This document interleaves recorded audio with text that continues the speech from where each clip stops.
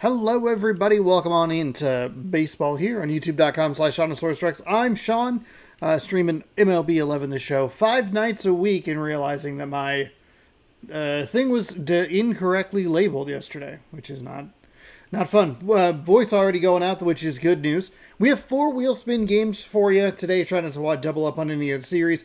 We have the Cubs taking on the Rockies, Angels playing the Guardians, Pirates taking on the Padres, taking on the Mets, and the Dodgers are playing the Pirates. So a little NL East, NL West action there, doubleheader to end it out. Let's jump into our first game. I'm a little surprised that I already can't talk, which is kind of worrying, but you know what? It is what it is. It's literally the first game of the day that we get today. Cubs and the Rockies. New York leads the league with 36 home runs. Milwaukee in last place with 17. Kind of a log jam. I mean, the top 22 teams separated by 10. Not bad. But bottom 7 or 8 teams, not looking as good. Welcome on into baseball. Thank you so much for joining me. Thanks for hanging out today. 4 games of action for you, as we always do. This is kind of weird that we have a 3:05 start here for the Cubs and the Rockies, but it is what it is. The Cubs are under 500 at 31-32. Rockies in a battle for first place in the NL West with 35-29. Let's get you set with this the Chicago Cubs lineup. I apologize. Michael Bourne, Jason Bourne's brother, going to lead off, followed by Martin Prado in left. Bourne is in center field. Prado in left. Troy Tulowitzki is the shortstop. J.D. Drew in right. Josh Toll is the catcher. Derek Barton at first. Travis Ishikawa, designated hitter. Alberto Calespo at third. And Ricky Weeks is at second. Have I been talking too much lately? Probably.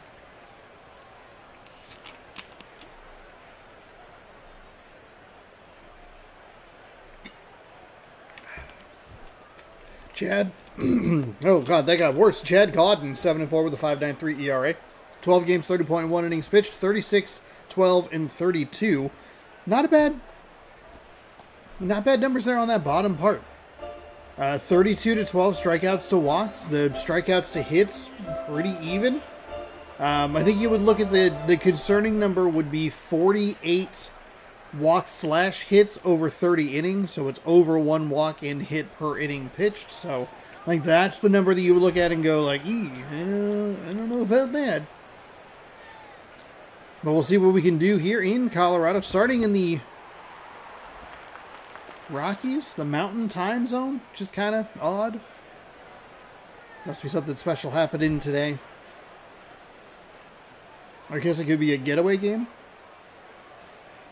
Here's the wind and the pitch. It is. That's a ball.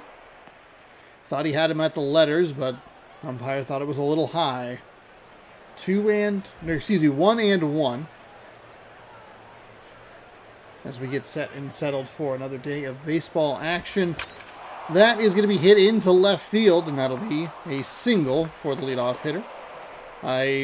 Oh, that's right. I was going to fix that one thing on the back end just real quick. So if I don't reply to your chat immediately, I promise I will see it.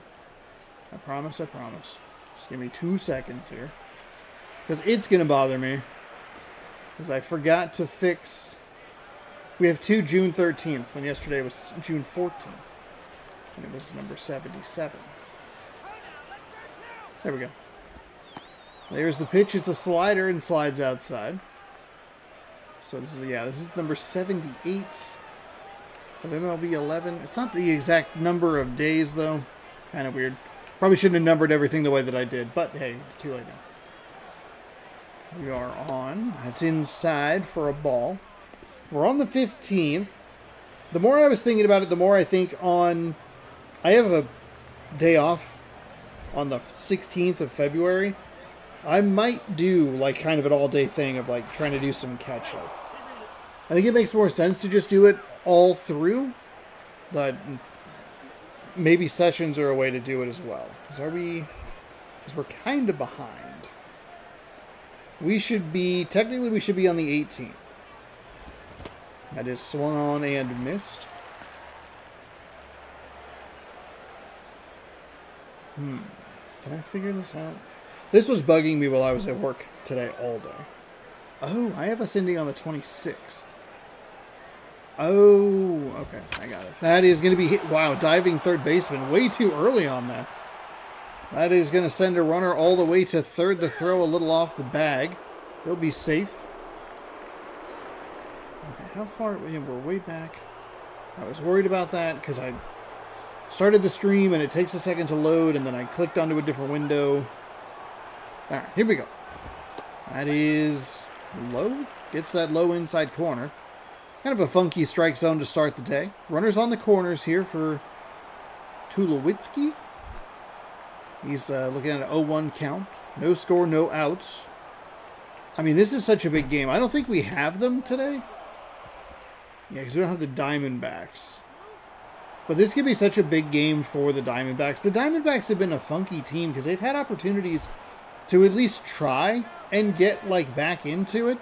But they just haven't put it away, you know? Like, they just have not taken advantage of the opportunities set before them. It's so weird. Okay, so if I want to end this, let's say here.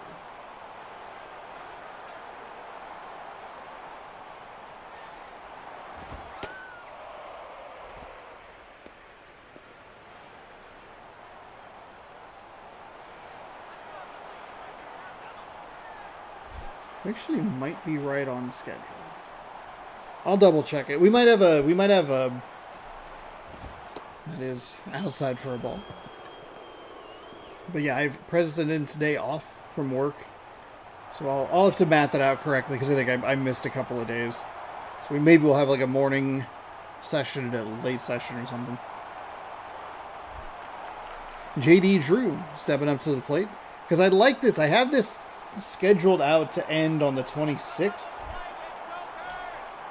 which is a Thursday. So I would need to either end it on the 25th, which is a Wednesday, or the 28th, and then kind of go March 1st. But if we're in an okay spot, I'll figure it out. I'll also stop talking about it because I'm sure it's not that interesting. We could lock in here on the game. It's nobody out. Bases loaded for the Chicago Cubs. They can open things up here early in this one. Here's the swing. It is foul up the first baseline. We're going to do it. We're going to take the label off of this. I think I'm falling apart. I might be kind of tired today. That's fouled away. To be fair, taking the labels off usually a thing that I do. I don't do it super frequently for whatever reason nowadays, but I used to do it all the time as a kid. well into my teen years. There's one time I took a label off a drink and my aunt looked at me and she goes, "You still do that?" And I'm like, "Have I been doing that forever?" She's like, "Oh yeah." That is just foul. Oh my goodness. Hit well down the first base line, but just caught a little too much air. Here's the wind and the pitch. It is going to be hit. And everybody will have to slide back in safely. Nice catch in the air. There's no reason to not catch that ball.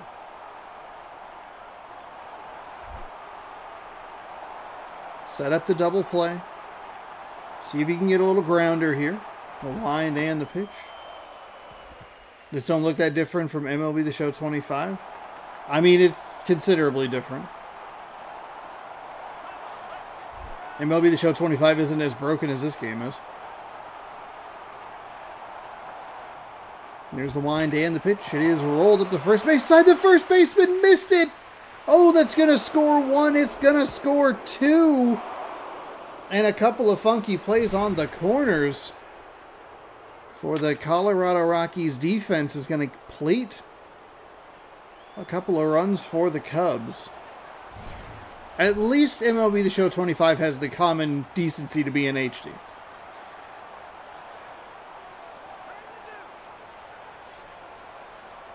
One of the discussion points about this season, or throughout the season, has been like how quickly did the PS2 version become like an afterthought. Boy, it shows in this one. It's upstairs for a ball. Probably why it only sold, what, 150,000 copies or whatever?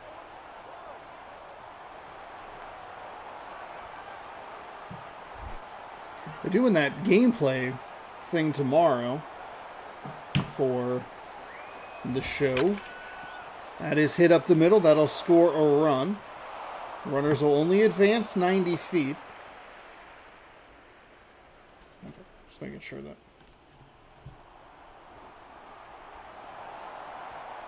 Yeah, it just looks nicer.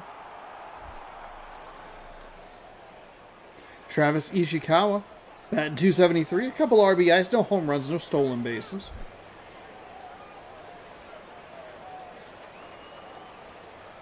Tomorrow might be the day we buy some N64 baseball games. That'll be fun. Hopefully they work, because the last one I bought didn't. Oh, I would need it to have on in-cart memory. Ah, shoot. Stupid 64. Here's the wind and the pitch, and it is foul up the third base side. My brain all over the place here on this lovely Wednesday. I was just streaming it.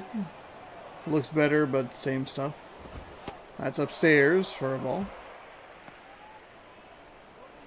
Are you excited for MLB The Show 26, or?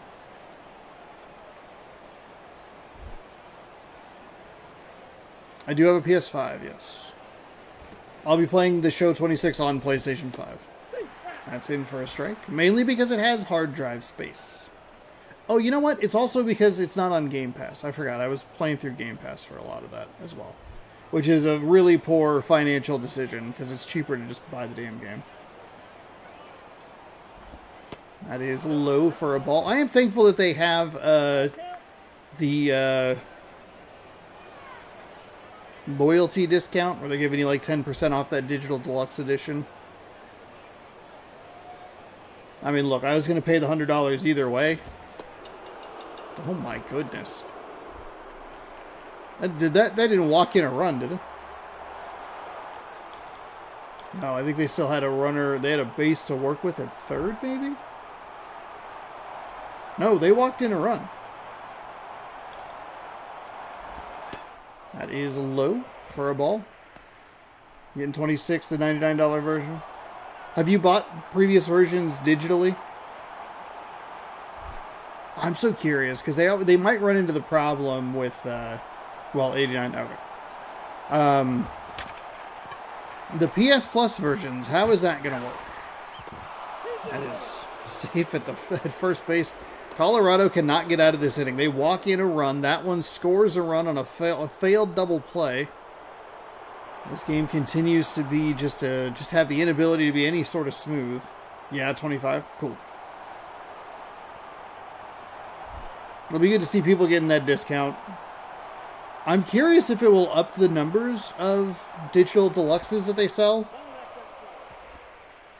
Because if you bought the $70 version of 25, and that brings that next version, 26, down from 100 to 90, the gap between 70 and 90 feels like it could be more doable for people to go, I'll just throw in the extra $20 and get the 4 days early access. Or if people just go like, look, 70 is all I want to pay for this, which I respect, I understand.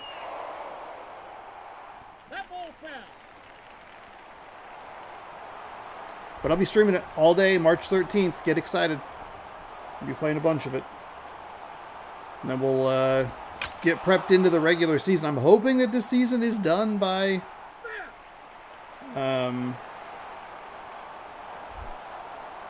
March 12th, but we'll see. With how many times this game has tried to break me so far, the playoffs might actually do it.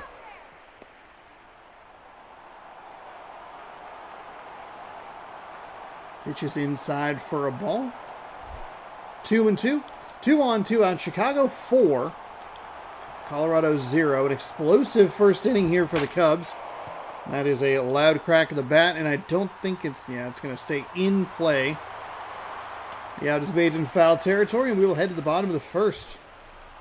4 runs on 4 hits, including a run that got walked in, so Chicago off to a good start. See if Colorado can bounce back.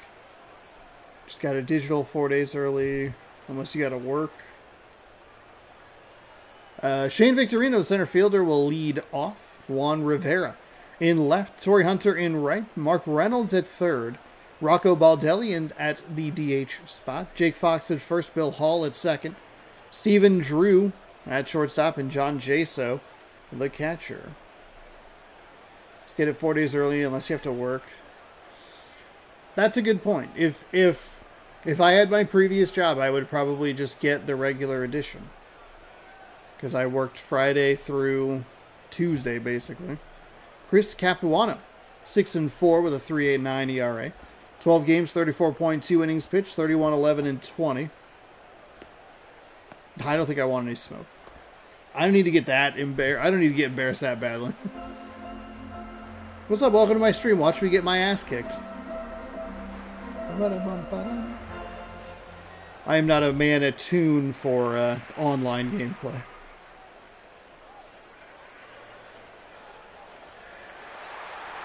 Some of them don't look terrible.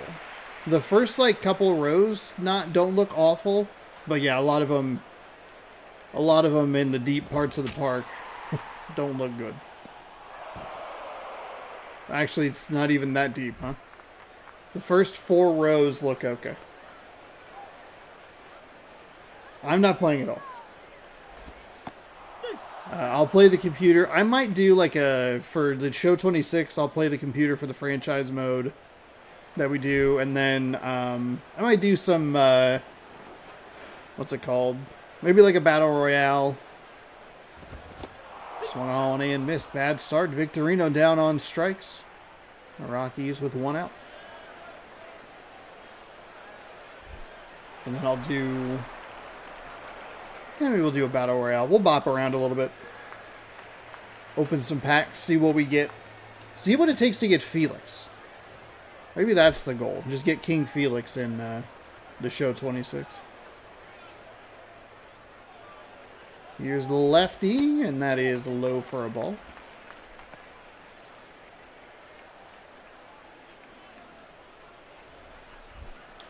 One and oh, 1 gone. Lefty winds and fires. That one's inside again. It's not mandatory that the Rockies get any runs here, but I think it would be really nice. It's going to become, it's the thing that we've talked about during the season of however many runs the Rockies can score would then mean it becomes less and less imperative that they pick up a clean inning in the top of the second. Go Rangers. You think they'll have a bounce back year this year?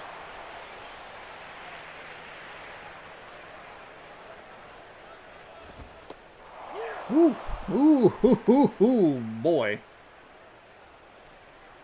I don't know how that was a strike, but all right. Cubs are already up 4 runs. They don't need any more breaks. Wind and the pitch. Upstairs. Yes. Could be a fun AL West race. Mariners, Rangers, Astros, maybe the Athletics. They've actually been doing something which is weird.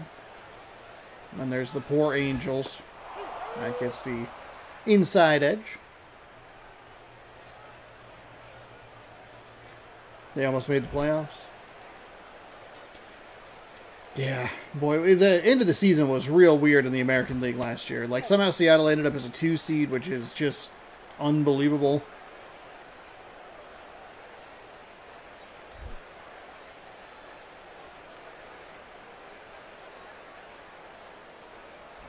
That is hit up the third base side. Foul. Swept the Brewers? Oh, weird.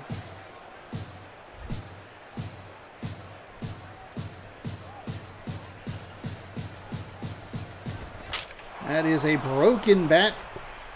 Pop to the shortstop, and that is out number 2. Brutal second out for the Rockies. So they will have a strikeout and a pop out. Seattle had a squad. Yeah, we'll see what they can do. Don't know that I love the last couple of moves. The last couple moves that the Mariners have done between not signing Eugenio and trading away the third baseman for the Cardinal. And then saying, here's a couple guys that have a shot to compete for an opening day roster spot. It's like, oh, crap. Feels like you don't have much of a plan. So it'll be, oh, wow, the Cubs batted around, basically. Bourne, Prado, and Tulowitzki. Top of the order's leading off the top of the second. They are 4-0, or leading 4-0, because the Rockies scored 0 runs. It is imperative that the Rockies are able to put up a 0 on the board defensively. Not a good start as the pitch misses inside for a ball.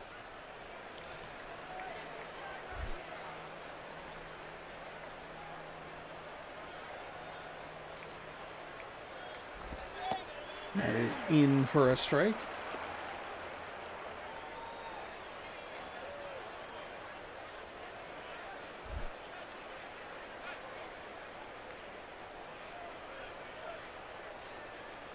Ready, winds and fires. That's a strike on the inside edge. Woohoo! 1-2.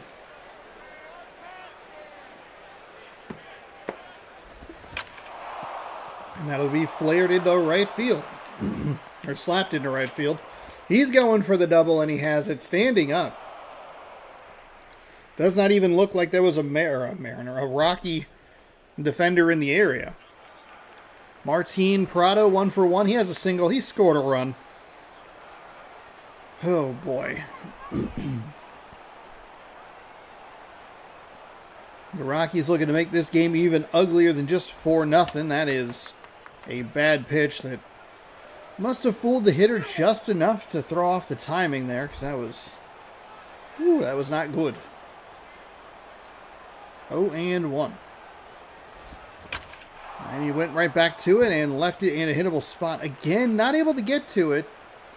He cannot possibly throw that pitch a third time, can he? Will he? Let's find out together. The wind and the pitch outside for a ball.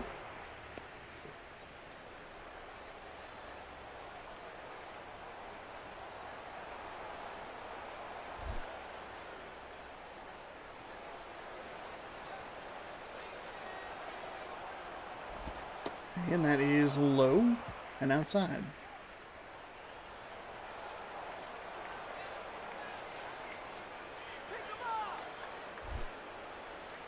Two and two.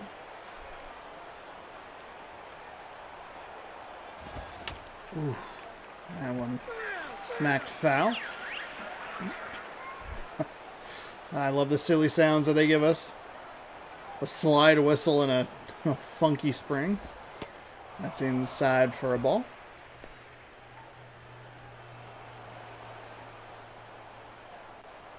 The wind and the pitch, runner in motion. Foul up the first base line.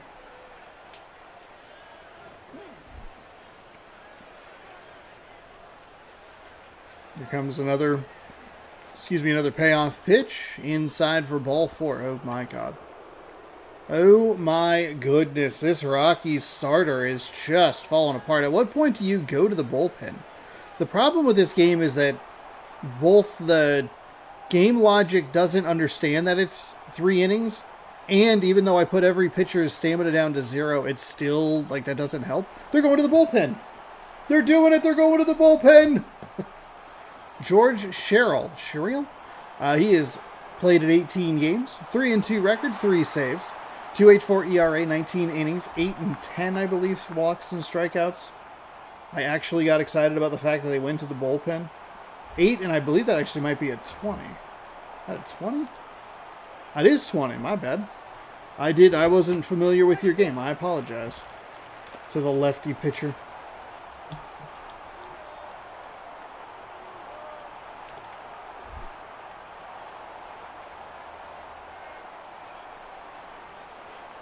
Tulowitzki faces the lefty with a couple runners on. There's one, and the throw to first in time. A funky double play, but they'll take it. Must have liked that matchup, speed versus speed there. as he steps on the bag at first or third and then goes across the diamond. For a second, I thought that they were going to try and get the triple play, which was not going to happen at all. They do make sure to come up with 2. Lefty comes in and immediately making an impact. A runner in scoring position. The third baseman's going to dive. Is he going to be up in time? He will not. Definitely saves a run. They probably send him around third because he was pretty quick getting from first to second. But the pitcher gives the defense kind of what they're looking for. The third baseman having a bit of an adventurous day so far. As the lefty winds and fires, that's outside. Ball 1.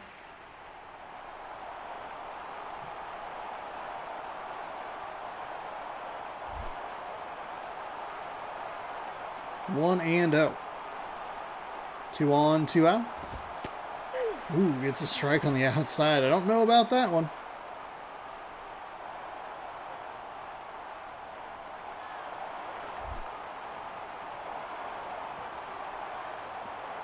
Kind of the beneficial call that the Rockies need, though, to help them put a 0 on the board. That's foul. Into the cloudy skies. There it finally comes back into frame. Foul ball. Foul ball.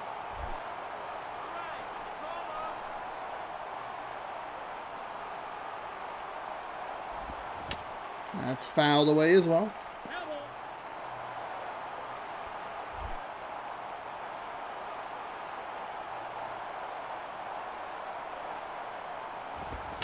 That's fouled away as well.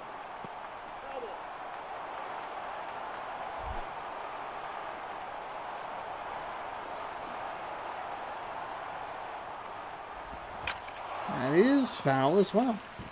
Got him in a little bit of an auto swing mode. You'd like to see him throw a pitch maybe a little more outside. Force a take.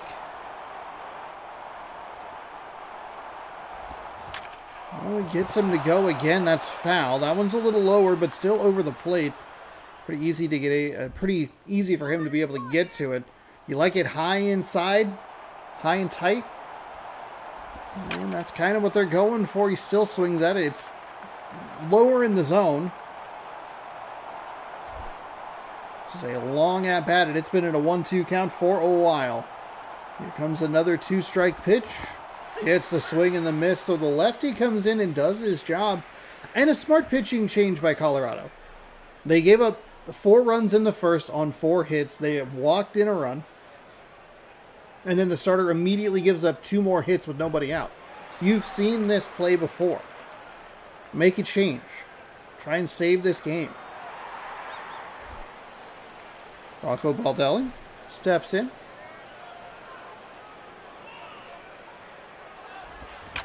That is a nice little hit. That's into right center. He is going to head for 2. This is maybe not a great decision, but the throw offline and a little weak from center field. That's a nice leadoff double for Baldelli.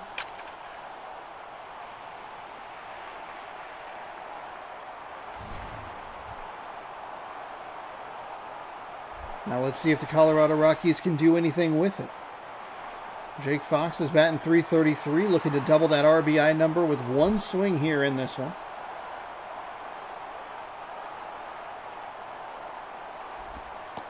That is low for a ball.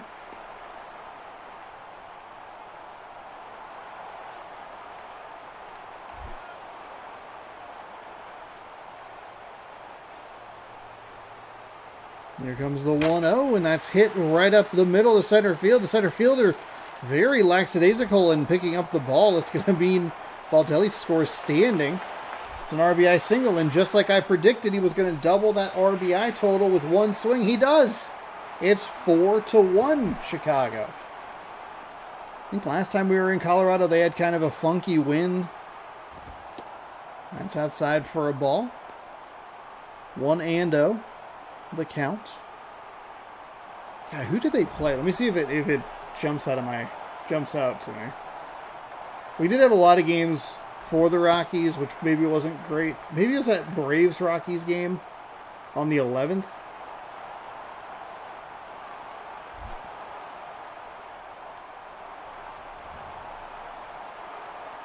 Maybe that's what I'm thinking of.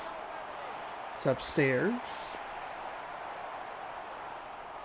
We're down 4-1, 4-0, something like that.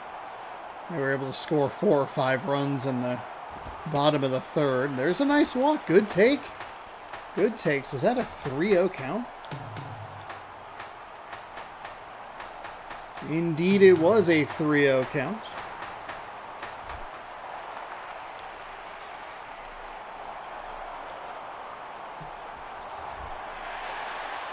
All right, now what's going on? Lefty-lefty matchup here.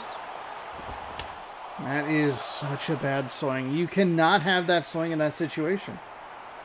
Just way too aggressive. It's an easy pop to third in foul territory.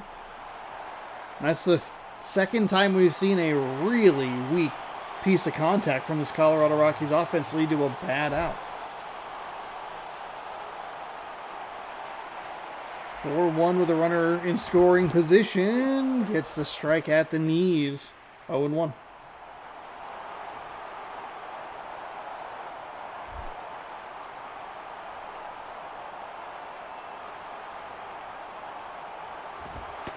The lefty misses that pitch.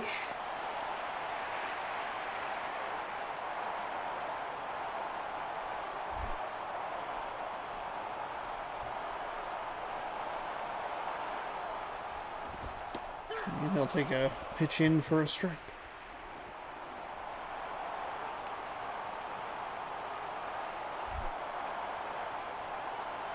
One and two. 2 on, 1 gone. That is rolled to the second baseman, steps on the bag, safe at first. That was a very close play. I thought because he took it himself to second instead of, I don't know, giving it to a different guy, that was going to give the runner just enough time to eke it out. But it was a tight play up the line. Got to be able to take advantage of those mistakes. If you're Chicago, you can't get too comfortable and let those mistakes happen. And Victorino will take a strike. 0-1. I think if they can at least score one more, slice this lead in half. Victorino takes a second strike. I think that second one a little more okay. It looked a little more on the outside part of the plate. Thought that first pitch was pretty swingable, swing-attable. Of course, our angle might make things just a little bit difficult. That misses way outside.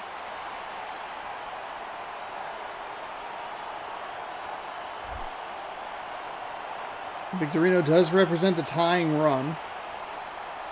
Here's the wind and the pitch, and Victorino, that's a bold take on that inside edge. There are times where that can be real wide and get called a strike in spots where you kind of go, huh? So it's a bold take. Lefty, he's going to get it down into right field. It's going to advance the runner. Oh, no, not to third. And that was a good call. Good job there by either the coach or the player, whoever saw that and went, hey, we gotta limit this to just a single and advance the runner 90 feet. That throw was strongly in there. Shane Victorino, though. Nice job coming up with a RBI single. Juan Rivera coming up. 2 on, 2 out. The lead now down to just 2. The go-ahead run now at the plate. Ooh, he took a big rip at that one. I kind of like it. You look at that at-bat against Victorino, the previous at-bat. He left a pitch in a pretty hittable location. Maybe a little low in the zone, sure. But don't let him get ahead of you 0-1 with like a real bad potential mistake pitch. Instead, it's hit well to the shortstop. That'll be out number 3, but Colorado claws back into it a little bit. 4-2 now. As Colorado picks up a couple in the bottom of the second. Barton, Ishikawa, and Baldwin? I don't think that's right. Cayespo. I don't know where Baldwin came from. I'll be honest with you.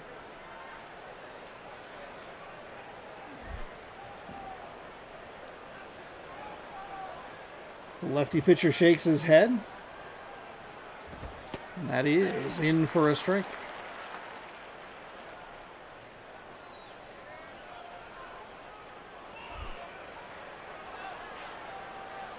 0-1.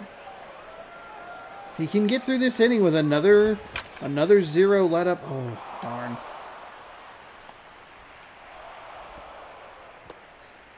Single right back up the middle. Does Colorado want to stay with this pitcher? Probably. Ishikawa worked a walk his first time up.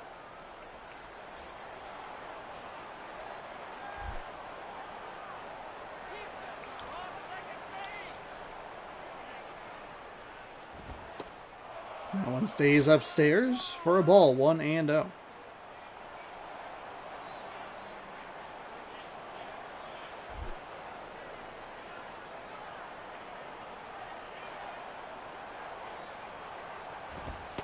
That's upstairs for a ball.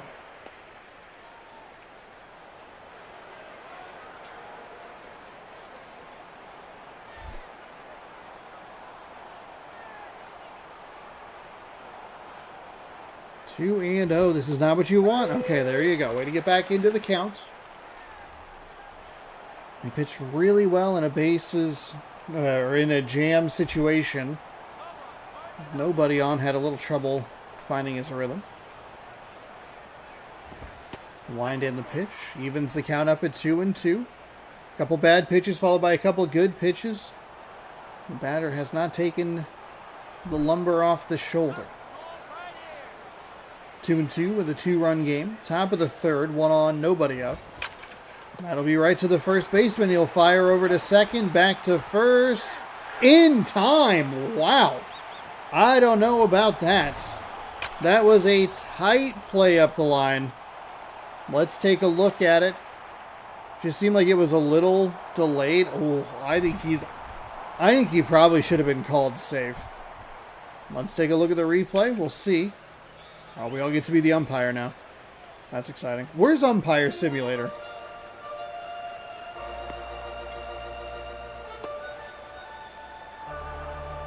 He's out. Ball is in the glove and his foot is off the bag. Okay.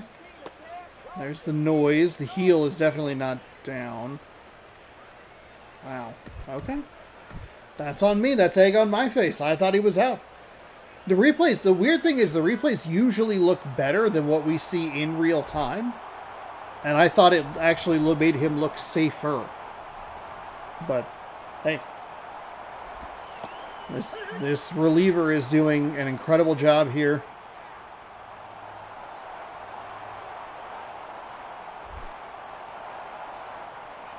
He's gotten 2 double plays already. He's been up there for 2 innings now.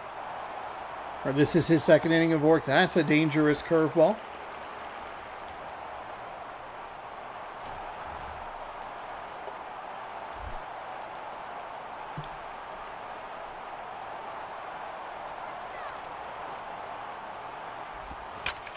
That is foul at the first base line.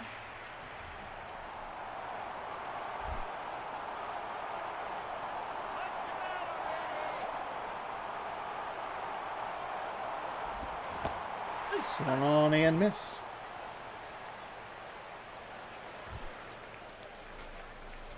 Hunter, Reynolds, and Baldelli. Last chance for the Rockies. We head to the home half of the third. They're down 2.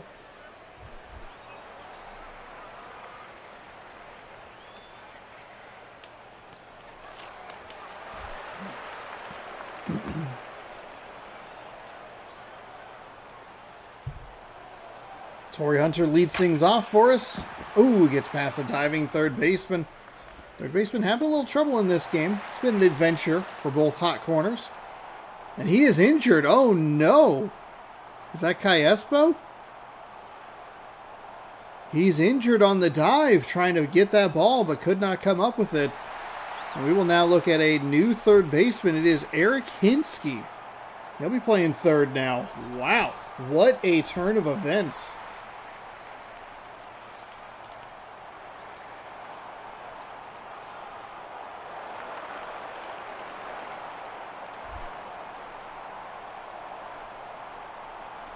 So the tying run at the plate, the winning run on deck. Lefty misses wide for a ball, 1-0.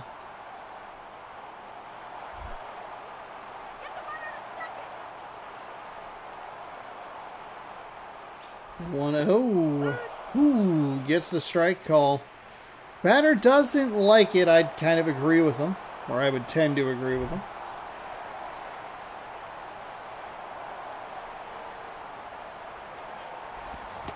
And a swinging strike for strike 2.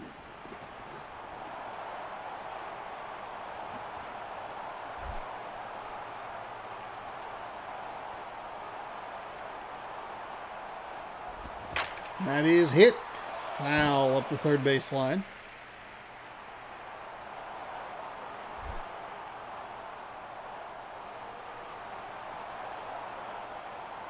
Here's a 1-2. That one stays upstairs. 2-2. Way to not fall for it. That feels like a pitch that I would go for and then be very irritated with myself that I fell for. That is low for a ball. Might do a spring training, like opening day special, like I did. I think I did it last year. It'll just kind of depend on the financial situation. So it is a week where a few different games are coming out. That I was debating playing, but I probably don't need to buy them. What did I write down? Nothing, actually. Here, I'll write that down. Mayor. That is hit into the gap. That's going to get down. It'll score 1 and advance the tying run to third. Looks like he had some pretty good speed. Slide home. Cuts the lead to 1.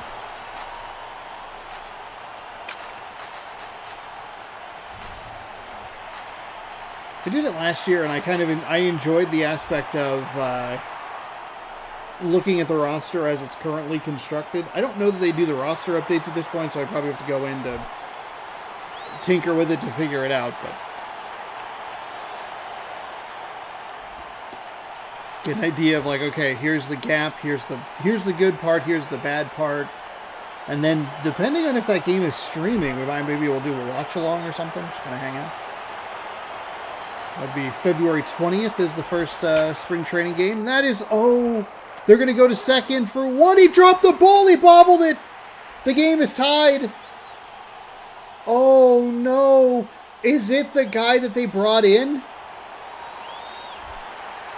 Oh, my goodness. It was the third baseman replacing the injured player. Okay, it would have just been 2 outs. I thought there was already 1 out. It still sucks, but it's not as bad as I thought. How aggressive are they on the base paths? Not that aggressive. They'll put him in scoring position.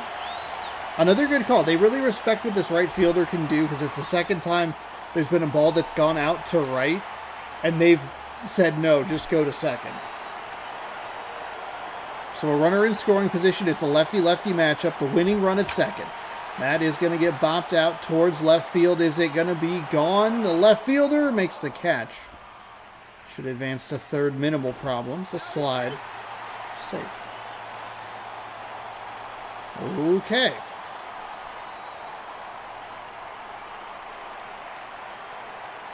You're just joining us. Kai Espo, the third baseman for Chicago, went down in this inning trying to dive for a ball. So they brought in the substitute, and he was the one who was a little unable to start that double play. That wasn't his fault. I'm placing blame incorrectly. It's a Colorado Rockies win. They win a wild one, 5-4. Wow. The Rockies gave up 4 in the first. They made a brilliant pitching change in the top of the second. They let the starter go. He gave up 2 hits. And they said, you gone. Rocco Baldelli is your player of the game. 2 for 2 with a double and an RBI. George Sherrill gets the win to improve to 4-2. Chris Capuano gets the loss. He falls to 6-5. No home runs in the game. 2 in the bottom of the second. 3 in the bottom of the third. You really have to give credit to the Rockies for making the pitching change and to Sherrill for putting 2 goose eggs up. Going into that top of the second inning, it was imperative that Colorado holds the Cubs to 0. He did that twice. He induced 2 ground ball double plays. Wow. And the Rockies have another wild win under their belt. That's awesome. That's why we love the game, right? Right? Let's jump into our next game. Angels and the Guardians. Guardians had been leading the AL Central for so long in this season, and they have just fallen off a cliff. And the Royals have done a terrific job at getting that, taking advantage of that stumbling team in front of them. They are, I think they have the biggest lead. No, maybe it's the Yankees. The Yankees or the Royals, one of those two teams has the biggest lead in baseball in their division. Welcome on into Cleveland.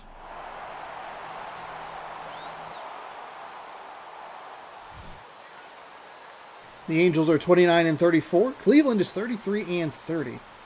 As we welcome you in from Progressive Field. Cameron Maben is the center fielder. He'll lead things off for us. McGee, I think. Yeah, I think his name was one of the ones I had more trouble with. He's at third base. Adrian Gonzalez at first. Jim Thome at the DH position. Ryan Ludwig in left. John Buck is the catcher. Ben Zobrist in right. Felipe Lopez at shortstop. Ryan Roberts at second base. Well, welcome on in, everybody. Thanks for hanging out. I appreciate it.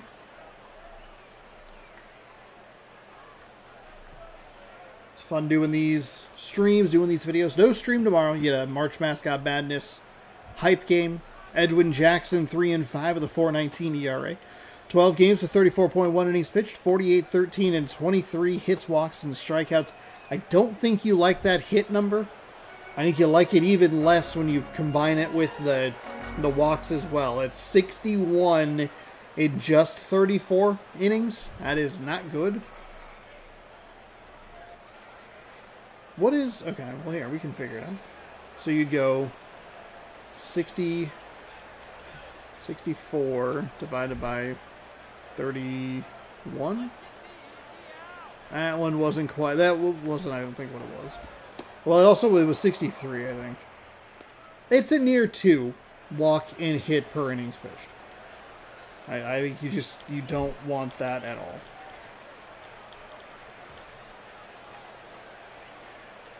We'll see what he can do here. The second pitch is fouled away.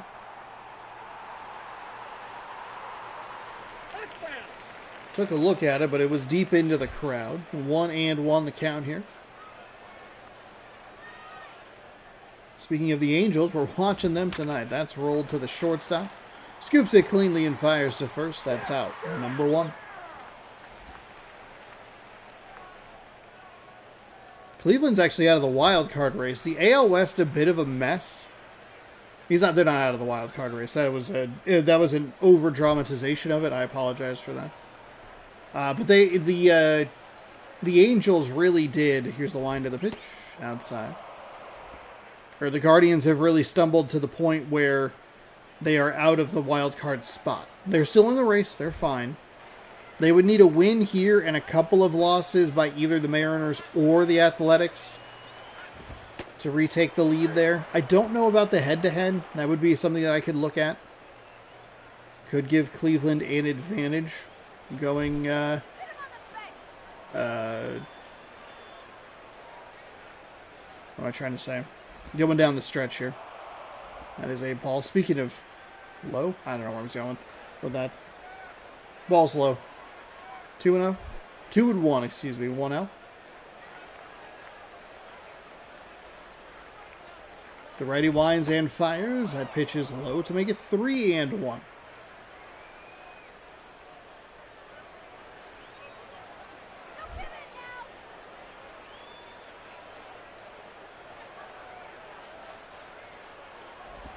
That's inside for ball 4. Nice at-bat there. Just had the one strike. It was a foul ball. Other than that, just a lot of really nice takes. Not a lot of good pitches. I think that's why you start to get scared when you see those walks and the hits. There's already 1 for this inning. That brings up who? Adrian Gonzalez.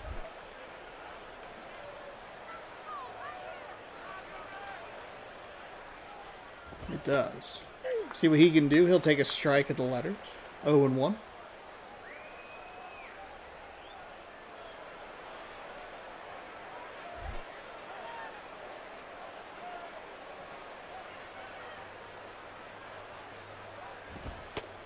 He's outside for a ball.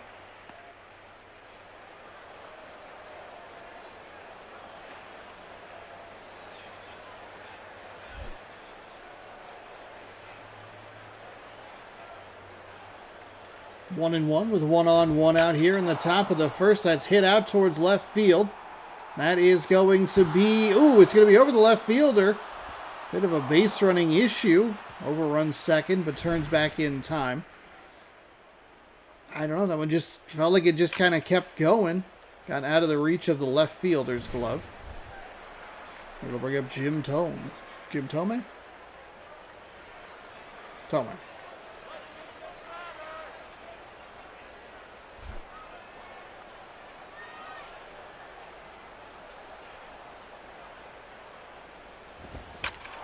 That is hit well out towards right field. Right fielder comes up with the catch. The runner tags and second and into third safely, standing up. Ryan Ludwig looking to do a little damage. 7 RBI with that batting average sitting where it is. Good for him. Maybe it's a lot of sac flies. Doesn't have that opportunity right now, but does have a runner in scoring position.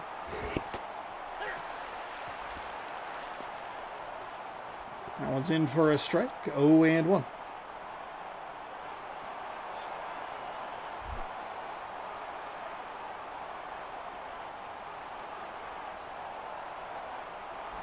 Righty fires the curveball, and that's foul up the third base line. 0-2. And a swing and a miss. So Ludwig set down on strikes, and that will end the inning. Los Angeles picks up a hit and works a walk, but can't do anything with it. Get you introduced to the Cleveland side of things right now. Julio Bourbon is in center field. Victor Martinez at catcher. Carlos Gonzalez in left. Jason Giambi at first. Kenneth Bolton in right. Eric Abar at shortstop. Brent Morrell. Oh gosh, a hiccup. Is at third. Raji Davis at DH. And Maicier Istruis is at second base.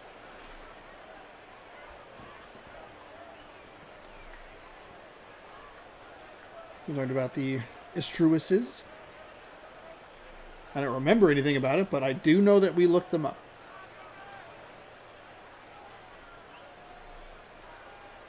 Here's the starter for the Los Angeles Angels. It's Mike Leake, 6-6 with a 4.09 ERA. 12 games, 33 innings pitched, 31, 15, and 11.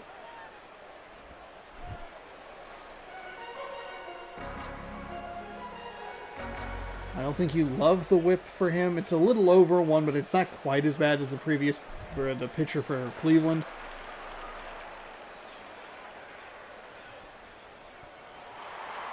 Oh boy, he gave that Bourbon like a real flavor to it. Bourbon. That's in for a strike.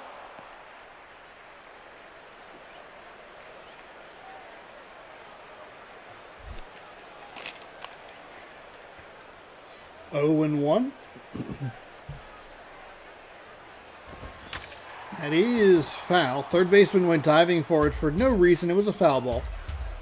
You didn't need to do that.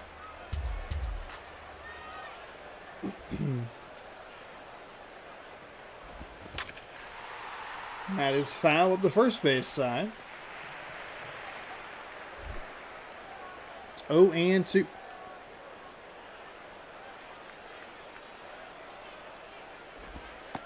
Outside for a ball.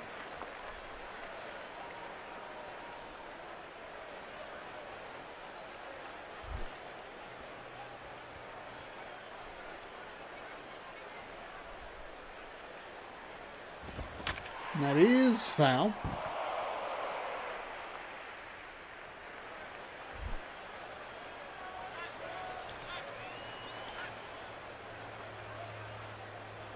Righty winds and fires outside.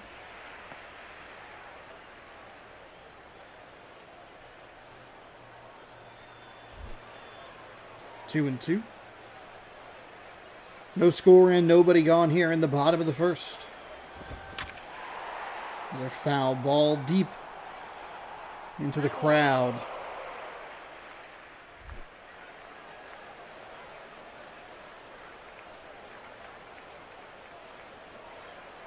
Ready is ready. That's hit. Need to be looped into left field. Left fielder, a good job to just run, get a hold of it. No big deal. It looked like maybe he thought about diving, but made the smart decision and chose to, hey, let's hold up.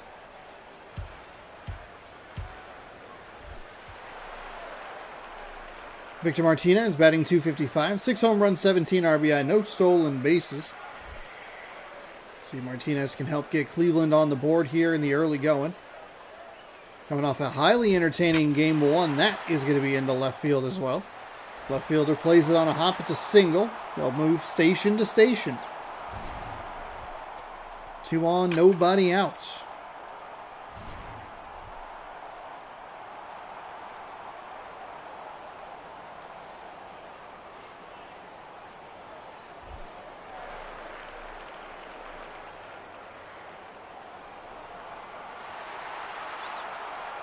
Carlos Gonzalez.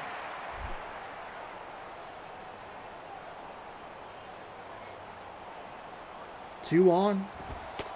And that pitch is inside for a ball. 1-0.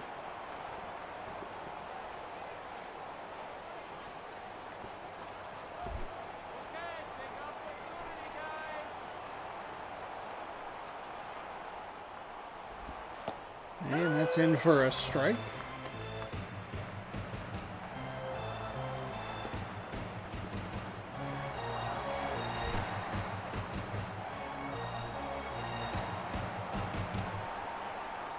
The righty winds and fires. That's hit into right field. Do they send them all the way around? They can't possibly. They're going to do it.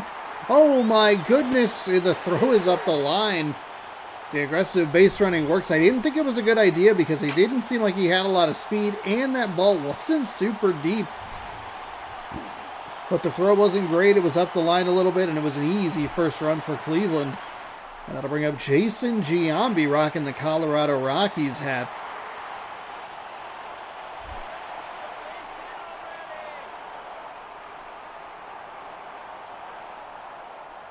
See if they can add to this lead. Pulls it foul, 0-1.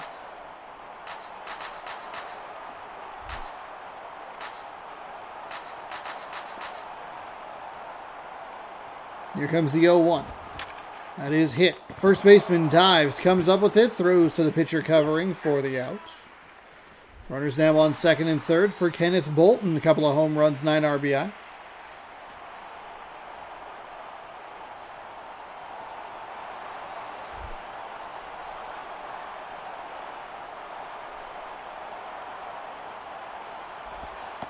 That's in for a strike. I don't know about that one.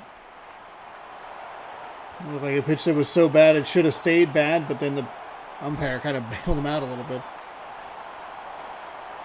Here comes the 0-1 pitch. It is in for a strike.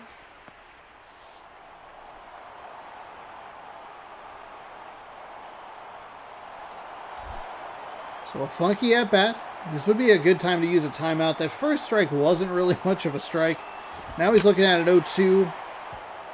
Ooh, he's going to punch this out to center field. The center fielder comes up with it. The throw is effective enough to chase the runners back to second and third. Nice job. It's going to give Los Angeles an opportunity to get out of this inning with just 1 run scored against them.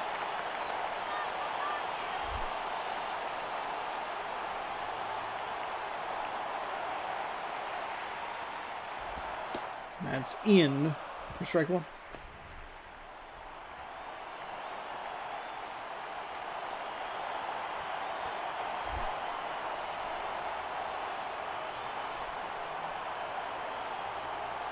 Righty winds and fires. It's foul.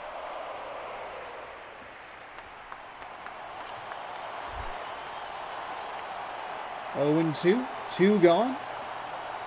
It's a good opportunity for the Angels, and they get the call at the knees. I don't know about it. Batter doesn't like it either, but can't leave your at-bat in the hands of the umpires. 0-2. Whew. Buck, Zobrist, and Lopez will come up looking to respond to the one-run inning for Cleveland. 1-0 your score. Top two coming up right now. That exciting? John Buck.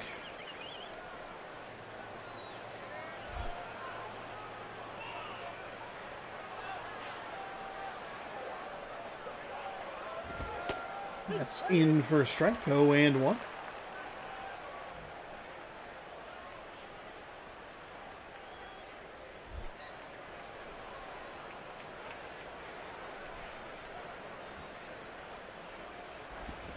Swung on and missed.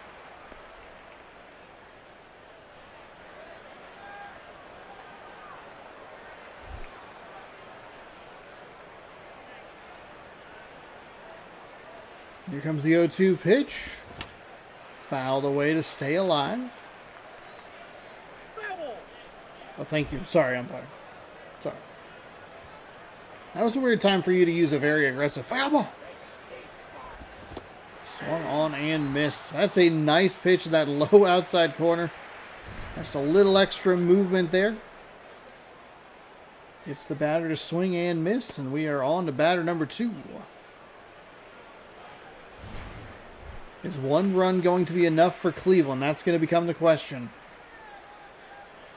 And you're going to look back at this first inning, or that first inning too, and go, okay, they left runners on second and third.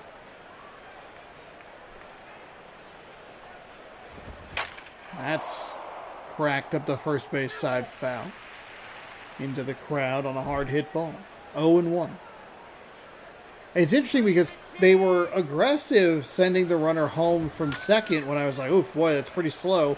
And then they were a little more passive when it went to center, it was fine, but when it went to right, that's when they slowed things down. Angels, by the way, quickly down to their final out of the inning already. Felipe Lopez, 309 average, 1 home run, 10 RBI, a couple of stolen bags on the season.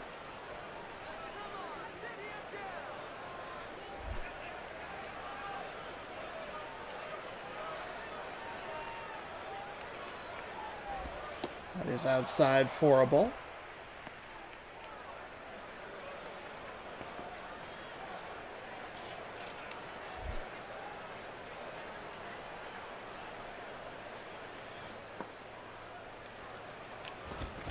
And that's hit up the first base line. Foul ball.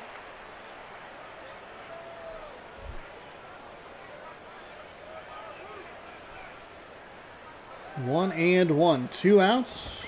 And that is hit into left center. That's going to get all the way down. That'll get to the warning track. Actually, he'll play it off the wall. It'll be a stand-up double with 2 outs. Is it too little too late, though? It's a good opportunity. I mean, it's a good time to put a runner in scoring position. Give yourself a chance. You just want a little bit more in the way of options to get them all the way around.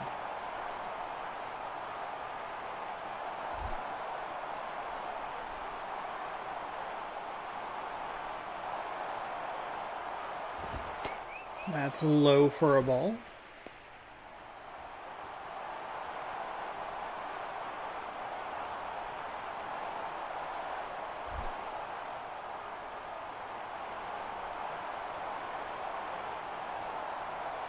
Here comes the 1-0. It's in for a strike to make it 1 and 1. Caught a little more of the plate than he probably wanted it to, but the batter let that one go at the knees.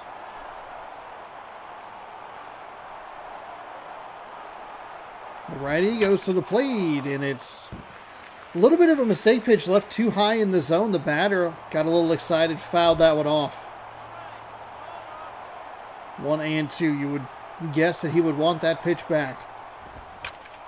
Well, but he's still going to put it down into center field, and that will score the game-tying run. It is 1-1 on a 2-out RBI single. We're all tied up here in Cleveland. Cameron Maben 0 for 1. He's batting .262 on the season. Has a few home runs and some RBI.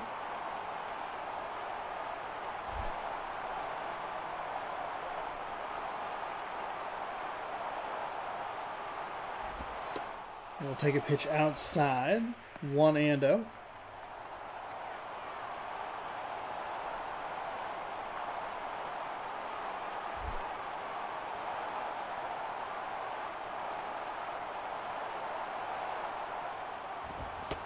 Swung on and missed.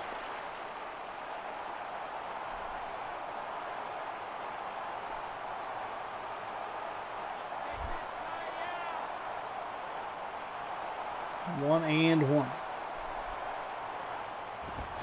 Ooh, no, it was such a ball. Oh my goodness, you cannot be swinging at that. That is awful. That should have been a 2-1 count. Instead, it's 1-2 or 1-2. That pitch was a ball the whole way and then got worse.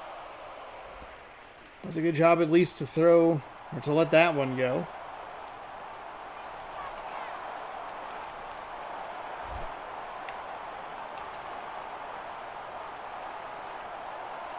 Oops. And that'll be rolled to the third base side. He'll fire across the diamond for out number 3. Angels strike back. 1 run, 1 hit, or 1 run, 3 hits, no errors for each side. Morel, Davis, and Estruis coming up. A Los Angeles Angel rounds out the lineup for these Cleveland Guardians.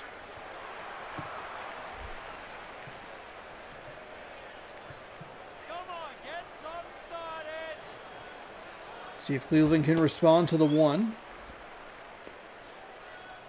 Go back to that first inning. Did they blow? I mean, they obviously missed an opportunity, but how bad is that opportunity going to be missed? I think runners on second and third. Here's the wind and the pitch. Rolled foul. Third base side. 0-2. Or excuse me, 1-1. How far behind? Not that I was right, but how far behind is my... That is a foul ball.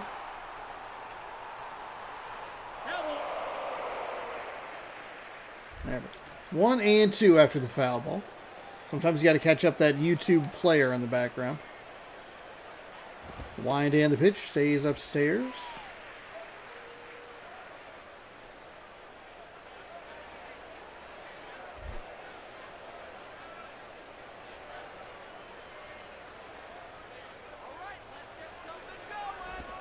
And that's going to get into right field. That'll get not all the way to the wall, but pretty deep. I mean, that wall is 325. That must have gone, what, 310? But a nice job sneaking it past the first baseman, and we'll see what they can do here. Leadoff runner on second, or leadoff batter, excuse me, on second. That's what you want to see, Raji Davis. He's batting 176 with a home run. 7 RBI, 6 stolen bases. You want this man on.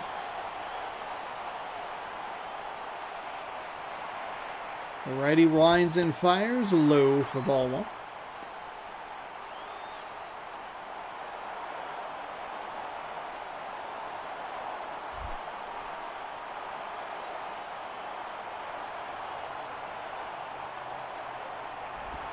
That's inside for a ball.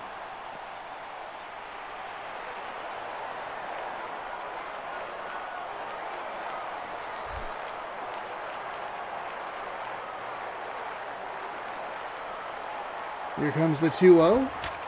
That is hit foul, first base side.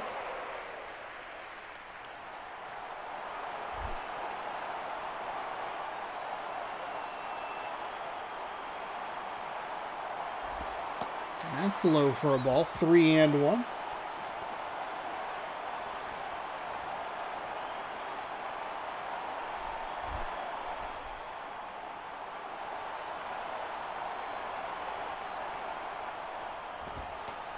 And that'll be a walk.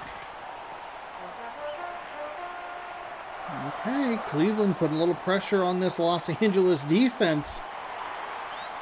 Nice here is Estruis. Hey, he's batting 314. 15 RBI. You like that number. We can retake the lead here with one good swing. That's a one good take to get him ahead 1-0.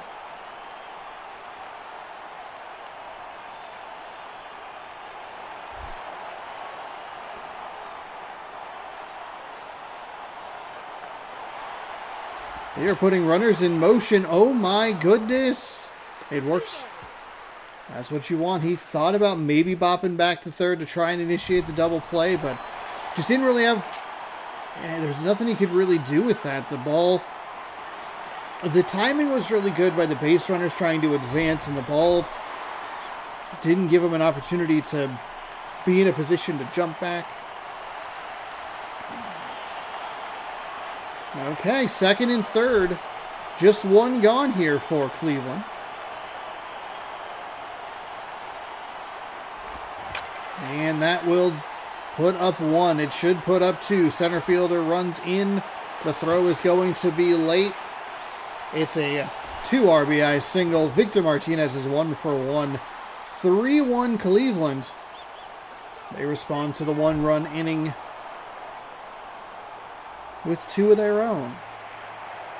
They will check on the runner at first. He is back in safe. Still just one out here.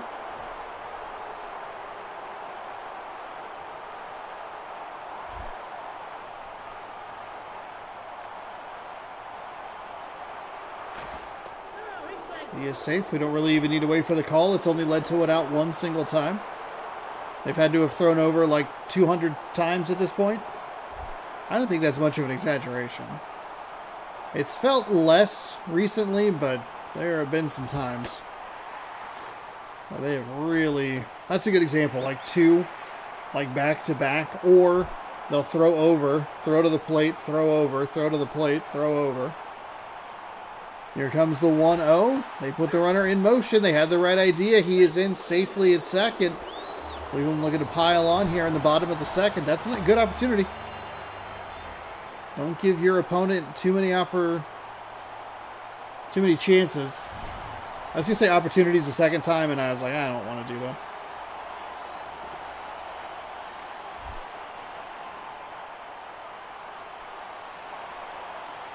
Here comes the 1-1. Way outside. Would have been interesting to see if that pitch, it's a good job by the catcher to make sure that he's able to snag that ball. If it gets past him, does the runner try to advance to third? Seems like the game has like straight behind the catcher. If it goes up the third base side, or the first base side, excuse me, he will go. If it goes up the third base side, he'll hold. Even if it does go like straight back, sometimes it feels a little delayed. Hey, shocking. This game's just a little broken. 3-1 count with one gone. A 3-1 game. Cleveland leads. A runner on second. I'll take a strike on the outside. I like that take. You're probably not going to get to it. We've seen a lot of bad pop-up outs so far today. Let it go. Best case scenario, you get a walk. Worst case scenario, you still have another chance. We'll just pay off pitch right here. The righty sets and fires to the dish. It is drilled foul.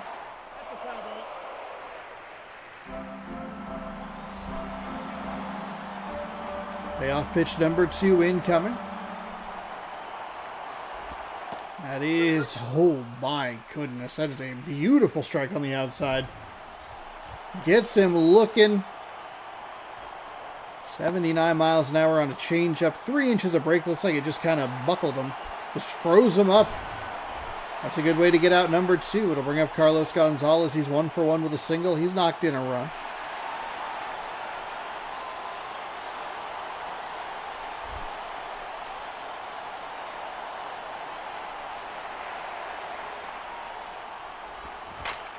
That is foul up the first base side.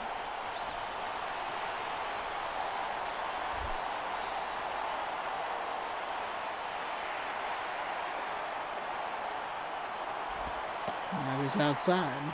1-1.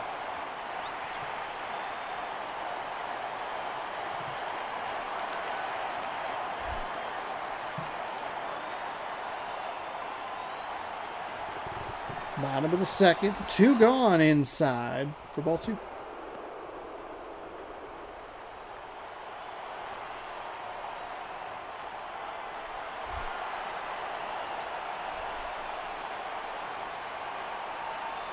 Here comes the 2-1. Swung on and missed. Makes it 2-2. That portion of the zone right at the knees has been a little iffy in this game, so it's not... You'd probably look at that and go, oof, that's a bad swing. It's not as bad as you might think. You probably want to try and give yourself the advantage, see if he'll call ball 3 or whatever, but also he feels like he's just as likely to call strike 2, so I don't know. What do you do in that scenario? 2-2 with 2 outs. A couple of foul balls to stay alive here. That's way outside. Fills up the count, and we will see another payoff pitch in this inning.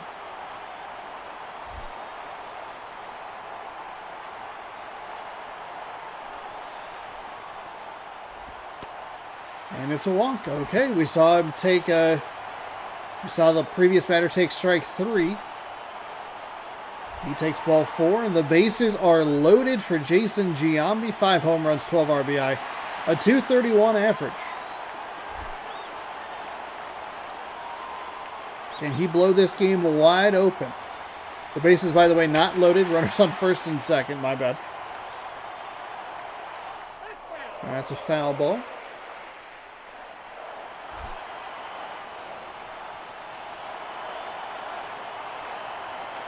Here comes the 0-1. Giambi. That's a nice... You like that dive. You're probably going to give up a run anyway. You probably lost an extra run, whatever. But I like the dive out there in right field. If he comes up with it, it's a big play to hold this to just a 2-run lead. You're kind of selling out. I guess you're not kind of. You're selling out to go, hey, we're either going to be down 4 runs or 2 runs. We're not going to be down 3.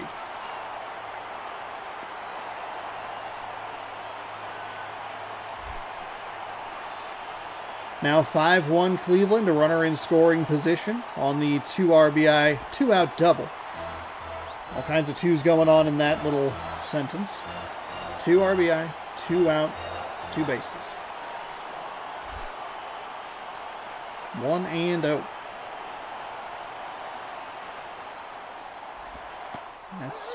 That's in for a strike. They're going to get that inside edge.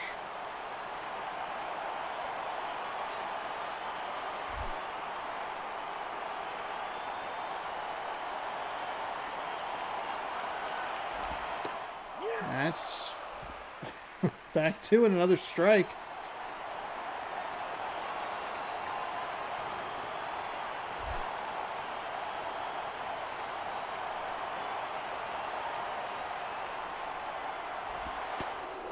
He tries to hit that inside part of the plate again, but drifts that one a little too close to the batter. The audience boos as he takes ball 2. 2-2, 2 outs in the bottom of the second with a runner on second. There is strike number 3. Cleveland comes up with 4 in the home half. We'll head to the top of the third. McGee, Gonzalez, and Tomei. They're down 5-1. I like what that right fielder did. Sell out with me. Oh, yeah, sell out with me tonight. The record company is going to give me lots of money and everything is going to be all right.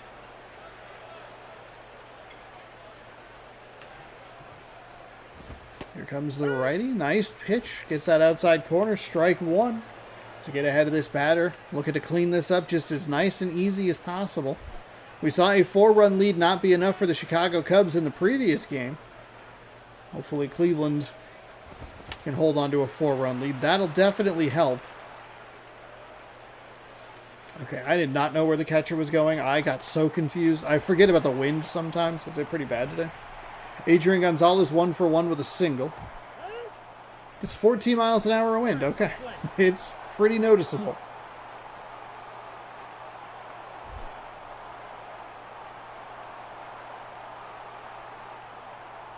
So 1 gone here for Los Angeles. Top 3 swung on and missed. 0-1.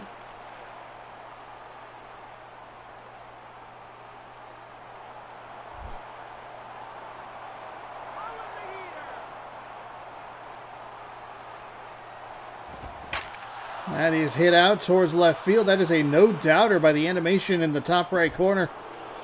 And a very unceremonious solo home run. 5-2 Okay.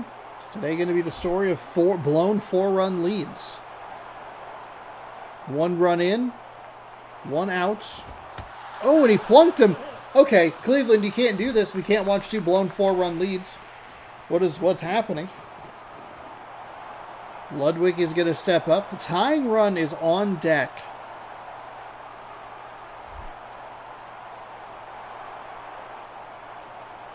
But Cleveland can wiggle their way out of this if they just get a double play. It didn't look like he was pitching for one there through that high and inside. Gets the swing and miss. It is an 0-1 count now. Wind and the pitch is in for strike 2. Quickly 0-2.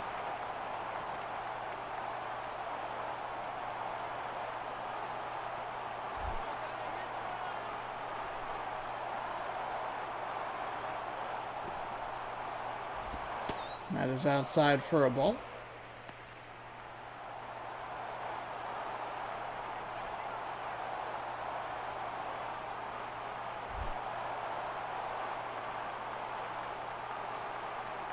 One and 2. Here's the wind and the pitch. It is low and outside for a ball.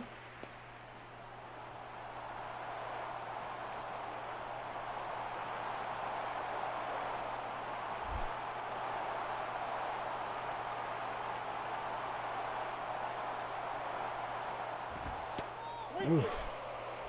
Upstairs, he's getting a little cute.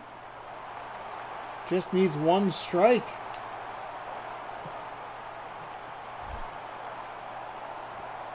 It's a payoff pitch. If he misses this and walks on a runner, tying run comes to the plate. It's going to be a pop. Third baseman sees where it's going as the wind blows it towards the mound.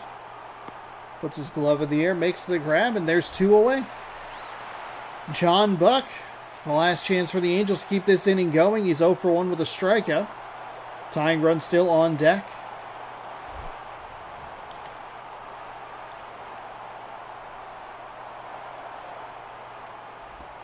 That is in for a strike. 0-1.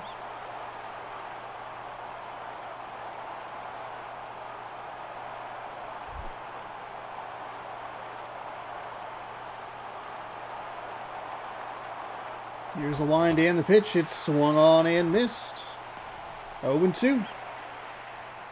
Angels down to their final strike. Showed a little fight here in this top half of the third. The solo home run really helped. I mean, if you look at that, you go back, you get that dive. It's a 3-1, now 3-2 game.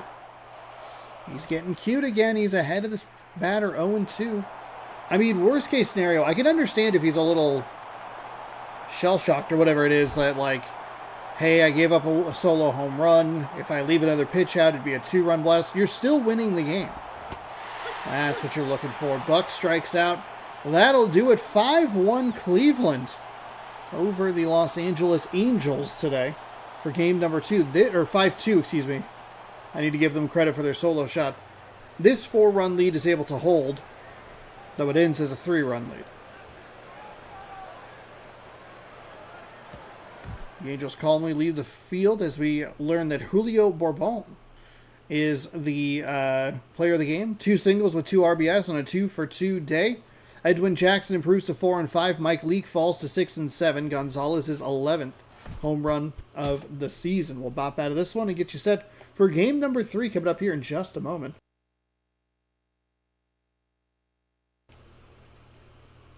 While the games are loading and while I'm switching stuff out on the back end, be sure to give the video a thumbs up if you're enjoying it. Subscribe to the channel if you'd like more content from me.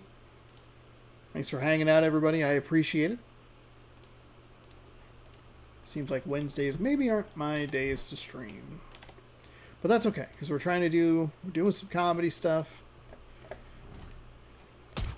Some days, just better than others. Let's catch up on a couple of scores here. Twins over the Rays 1-0. And the Blue Jays beat the Rangers 4-3.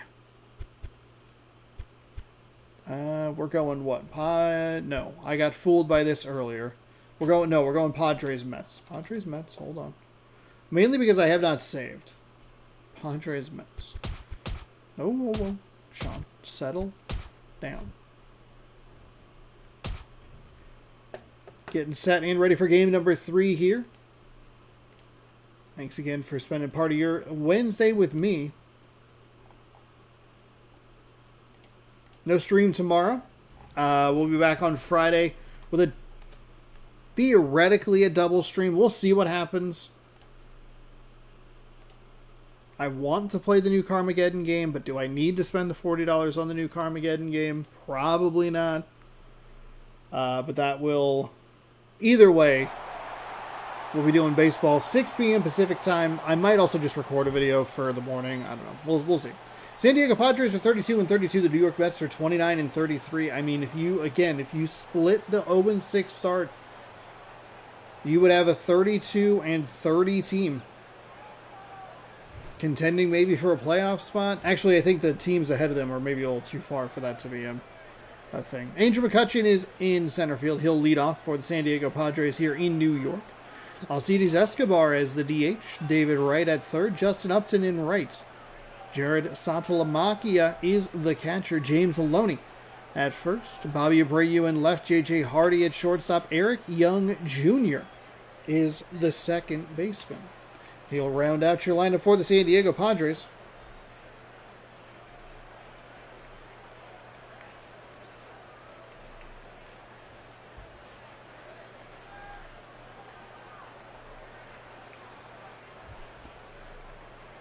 Gio Gonzalez is 6-3 with a 4.05 ERA. 12 games, 33.1 innings pitched, 32, 14, 28 hits, walks, and strikeouts.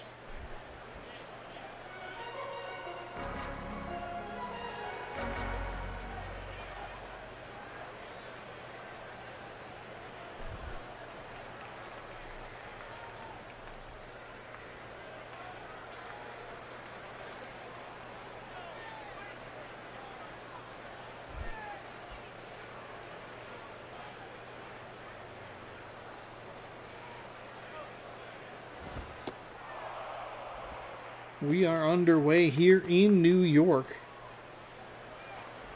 We're down to about 20 days left in the season. I will make a list of all the teams. I'll make sure that we watch everybody at least one more time before we bid farewell to the regular season and to MLB 11 The Show. Getting excited, getting ready, getting prepped for MLB The Show 26. Again, March 13th, I'll be doing an all-day stream. It might end with drinking. Who knows? You'll just have to stay tuned to find out. They give the pitcher a very generous animation for out number 1. Like I was mentioning earlier, we'll poke around some Diamond Dynasty. We'll rip some packs. Maybe I'll do another pack rip team, because I enjoyed doing that. It took a while though.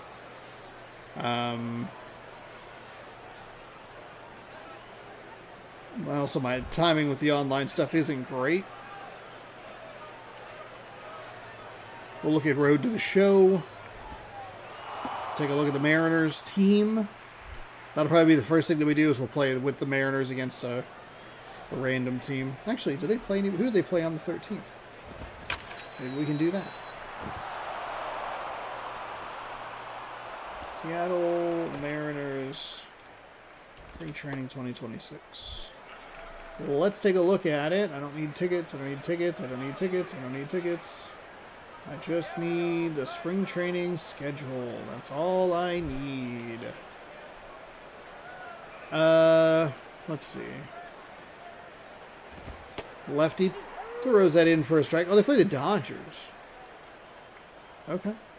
That could be an interesting matchup. Go grab my settings from the previous game and go for that. That could be our first game in the show, and then tinker around with some other stuff. That is a hit into foul territory. Second baseman comes over, makes the grab. Runner remains at first. I believe 2 outs now for Justin Upton. Second on the Diamondbacks with 3 stolen bases. Super helpful information considering that he's playing for the Padres. The lefty is ready, winds and fires. That is inside for a ball.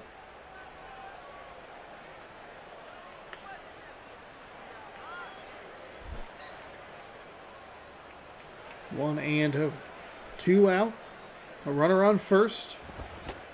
Thought about swinging, but they do not appeal down to the first base umpire. And looked like the pitch was a little bit outside. 2-0. I'll check out the runner at first. He is safe as he is 99.9% of the time.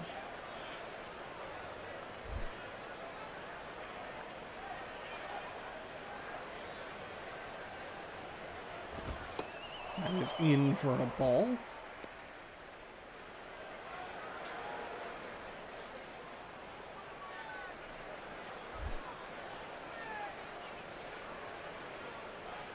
Three and oh. Got to be a hands off the controller take. Here it is. And he will take a strike. Right on the inside.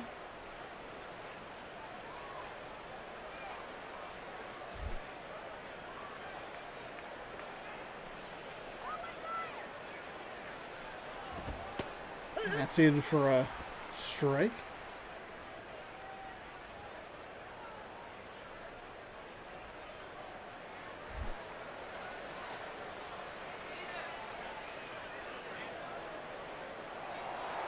They're going to put the runner in motion. It's a walk, so didn't really matter. 2 on, 2 out, as he is as Upton is able to work a walk. Really like the Padres' new colors. The brown and yellow looks a lot nicer than this navy blue kind of gold tan mess. Have they announced if they're doing? Because I think they're retiring their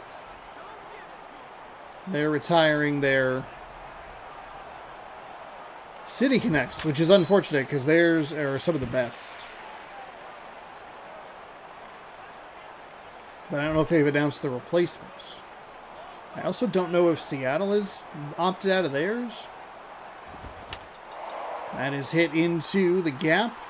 Center fielder comes over, makes the grab, and that will do it. San Diego threatens in the first, but comes up empty. Mets are coming up in a scoreless game. We'll get you introduced to the San Francisco Giants of the East here in just a moment. And that moment is now. Joe Mather is the center fielder. He'll be leading things off. Dustin Pedroia at second. Pablo Sandoval at third. Aubrey Huff at first. Hunter Pence in right. Lyle Overbay is the DH. Connor Jackson in left. Ramon Castro, the catcher. And Ramon Santiago, the shortstop. There's a little line there of Sandoval, Huff, and Pence who are either current or, in Pence's case, a future San Francisco Giant. And because it's SF and the colors are like just similar enough, the oranges throws me for a loop. The Giants are what? Orange and black? Mets are kind of like orange and blue.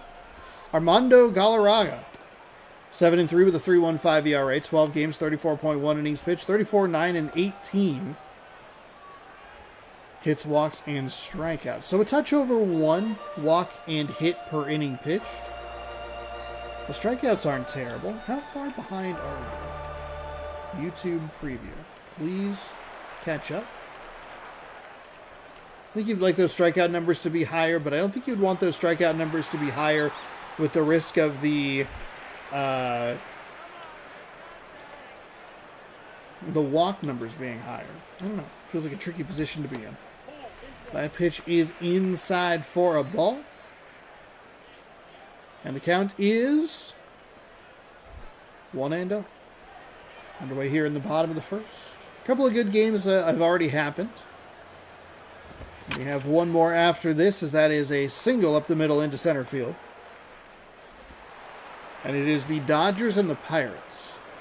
So a little NL East versus NL West for the back half of this video. Dustin Pedroia is batting .268 with 4 home runs this season.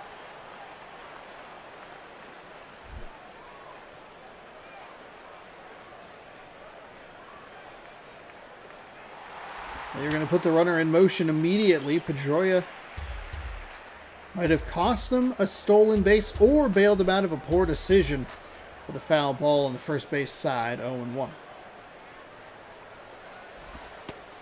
That pitch misses in for a ball, 1-1.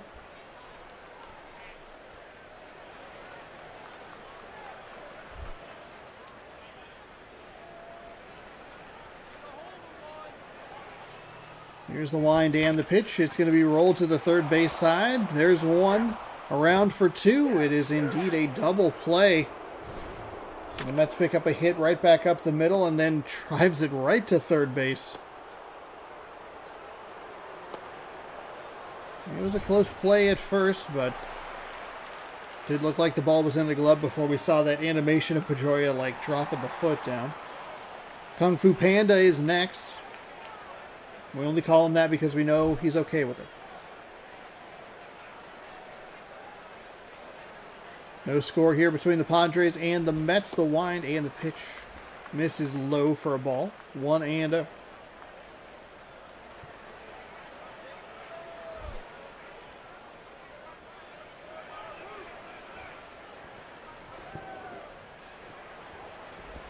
That is fouled away.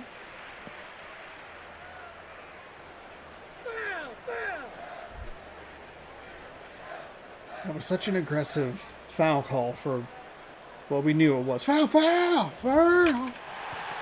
Pablo Sandoval gets into that one and drives it into center field. It's the second single of the evening for the Mets already. First one got lost to a double play, but what can they do with this one? They'll catch it out there in center. Aubrey Huff, 262 average, 3 home runs, 12 RBI.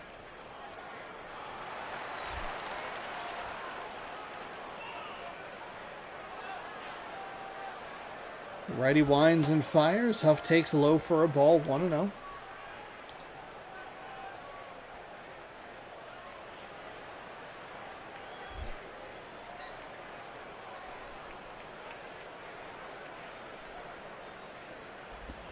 That is a broken bat foul ball.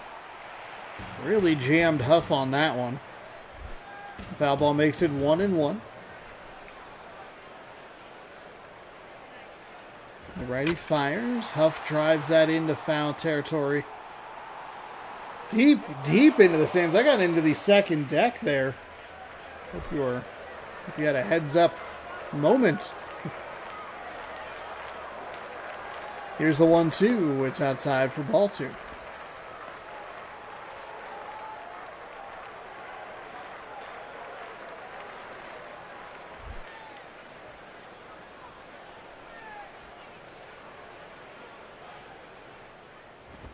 And swung on and missed. So Huff strikes out. A couple of hits for the Mets, but nothing doing. Looney, Abreu, and Hardy coming up. The 6, 7, 8 hitters for the Padres in the top half of the second.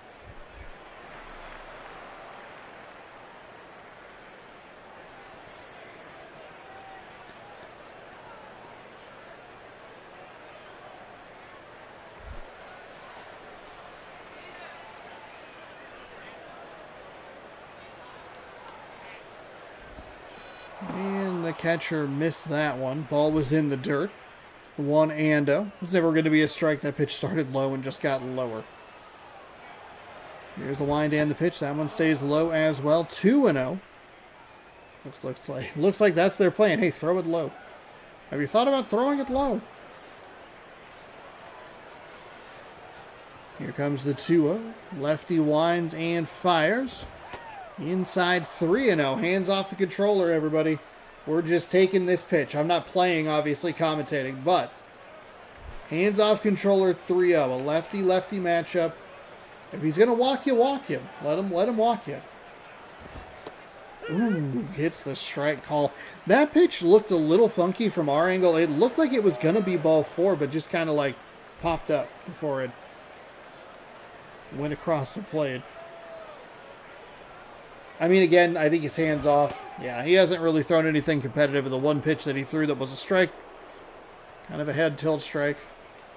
And then the fourth ball was nothing to be concerned about. Bobby Abreu, averaging 241, 2 home runs, 15 RBI, 1 stolen base.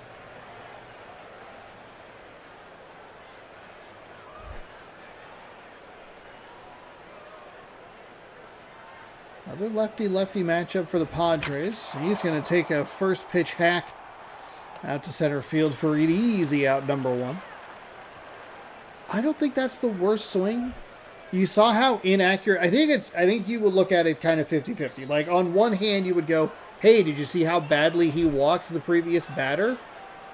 Maybe let a pitch go. On the other hand, you'd go, he's going to want to get a strike and get ahead. Try to beat him to it. Just couldn't get it on the same plane and drive it away from the defender. Loney able to take advantage of a passed ball to get the runner, or to get himself to second. Ooh, man, that's a bad swing. That is just that pitch again. It started low and was going to work lower. It's definitely something we need to keep in mind as far as moving forward in MLB The Show 26. That is a very weird play. That's going to allow the Padres to score a run. The third baseman didn't even make a play at the ball. I don't know why this game is so broken. They're not going to show us the trail into that.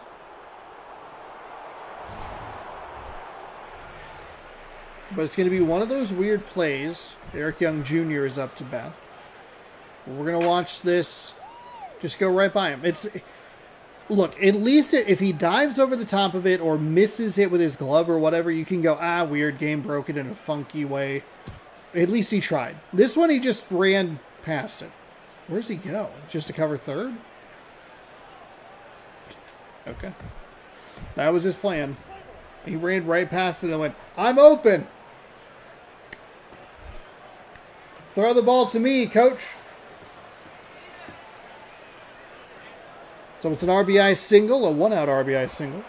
The pass ball comes back to haunt the Mets.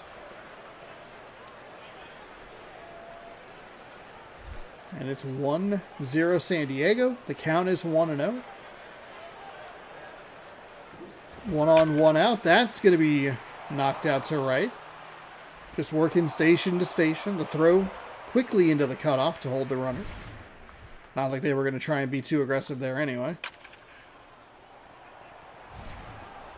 And a nice job hitting that into the opposite field. Andrew McCutcheon's 0 for 1.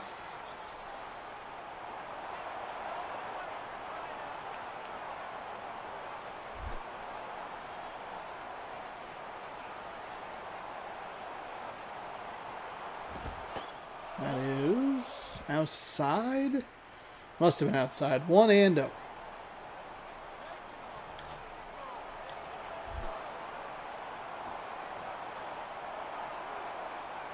2 on, 1 gone. They are putting runners in motion. This has been effective. It'll avoid at least an out. That's the second or third time that we've seen that today, where they put the runners in motion and they're actually able to avoid the double play. Which seems a little silly in a game like this that is like broken to a point of like they might not even turn a double play, but then it's runners on the corners, I guess, so the trail, whatever. It makes sense. I understand. I see what they're doing, but I don't know why I said but.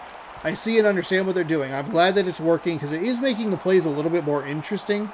Because they're not only like putting runners in motion in funky spots with 2 on, no less, but you're also running them while getting positive contact, and then you're rewarded for it with a hit that stays fair inside the third base.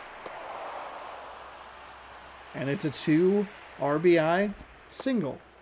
2 out, 2 RBI single. David Wright batting over 300 at 307, 6 home runs.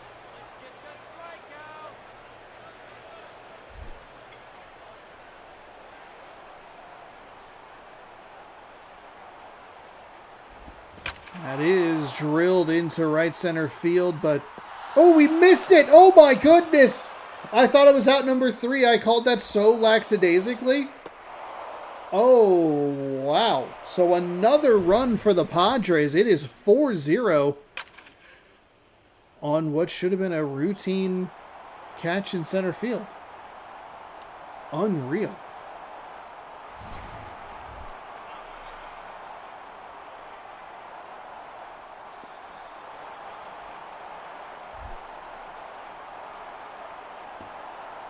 So Justin Upton gets an opportunity to bat.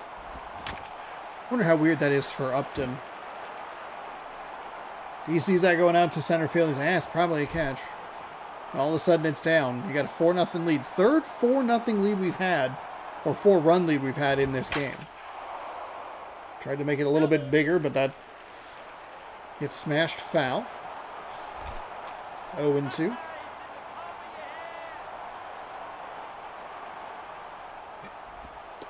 And that is low and outside for a ball.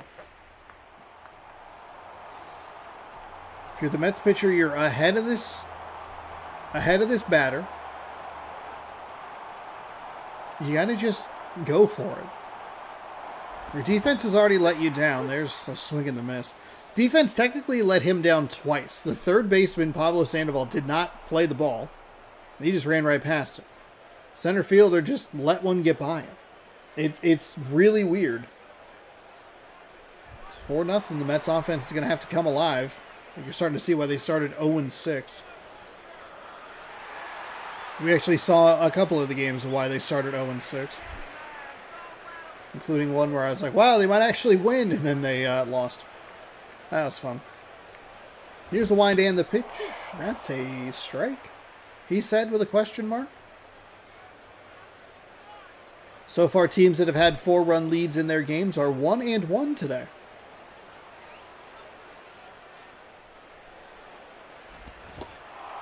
Swing and a miss from Hunter Pence. Weird to not see him wearing number 8.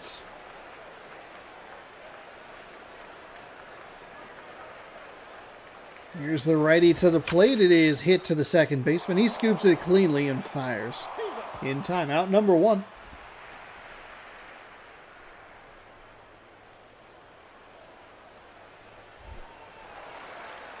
Lyle Overbay batting .258. For some reason, I thought Overbay played for San Francisco.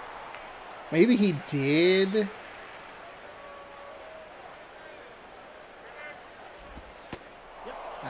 That's a strike. Okay, what is happening? This umpire apparently hates the New York Mets or has dinner reservations and doesn't believe in the Mets, that they could overcome a 4-run deficit. Trying to get those strikes in, like, hey, let's hurry this up. Strike 1 seemed to force a bad swing on strike 2, and just like that, it's 0-2.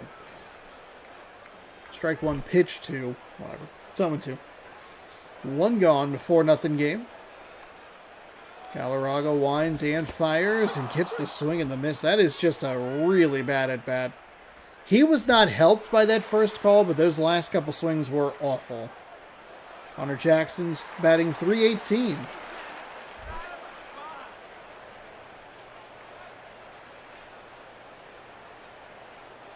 Here's a wind and the pitch. It is upstairs for a ball.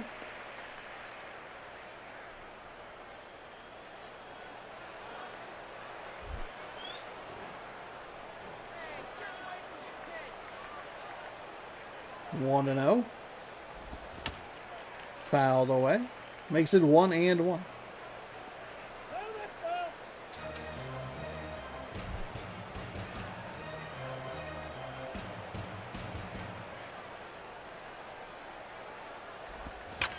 That is rolled to the second baseman. Fires over to first in time. And that will do it. A quick 1-2-3 there for the San Diego defense. They'll go back up to the plate. Saltalamacchia, Loney, and Abreu coming up for the Padres in the top half of the third. Saltalamacchia batting, what, 300 or over 300?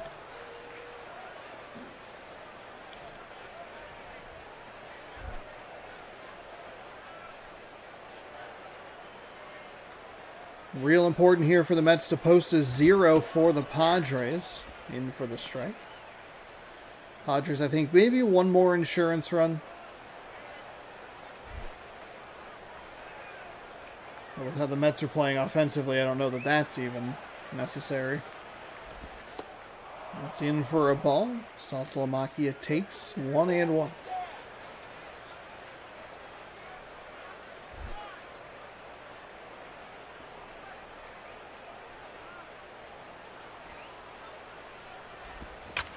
That is lifted into right field, so they kind of pick up where they left off in the last inning. They were going for the leadoff double, and he will be in sliding. That's a much closer play than I thought it would be. But a runner on second to get things started in the top of the third for the Padres.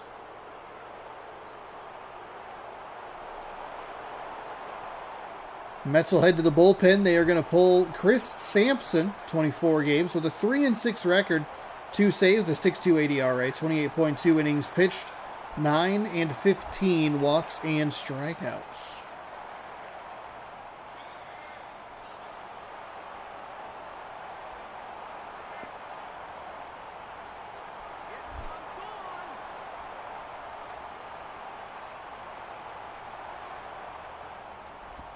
That is swung on and missed. 0-1. We saw Colorado make a terrific pitching change earlier today. I think it's probably a little too late for the Mets. Of course, I mean, top 3. I guess they didn't have the 4-run inning. Nice job by the catcher. Does a good job to at least block it. Seen him miss a 3 now. I'd count that as kind of a miss there. He's still able to, it doesn't go all the way to the backstop and advance the runner.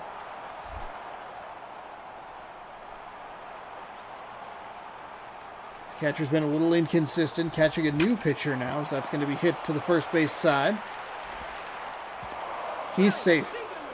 He's safe because the first baseman threw the ball underhand.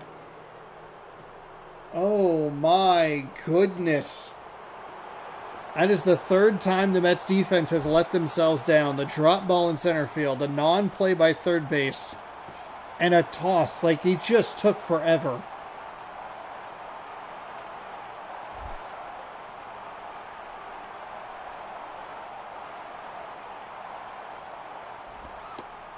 In for a strike, 0-1.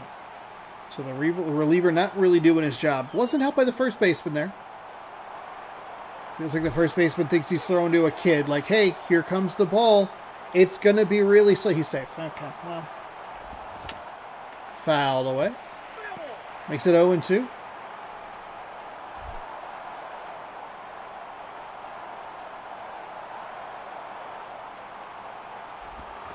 That is swung on and missed.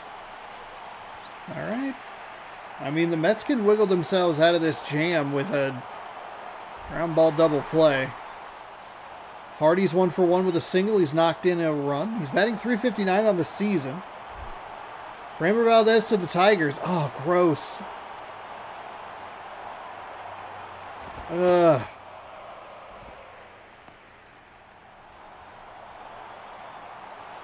Hello, Walkoff. How are you today?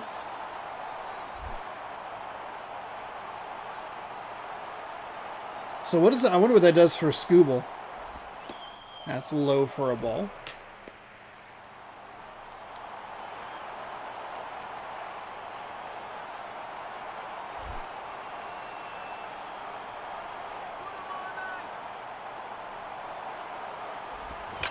That is caught. They get the double play. Oh my goodness. I was going to look at that news. Oh man. Right to the first. I don't think we've seen one of those in this game. The hot corner, like step on the bag. We see them. Oh God, do we get absolutely destroyed by them sometimes in the current MLB shows, but haven't seen that at all in this one. Wow. That is foul. So the Mets' last chance now.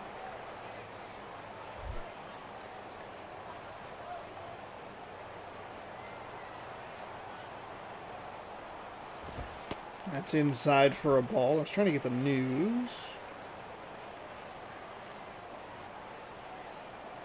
Oh, there it is. 3-year, $115 million deal. Wow. Oh, it's got deferrals, an opt-out clause after the second season. There's a hit into left field for a single. $20 million signing bonus.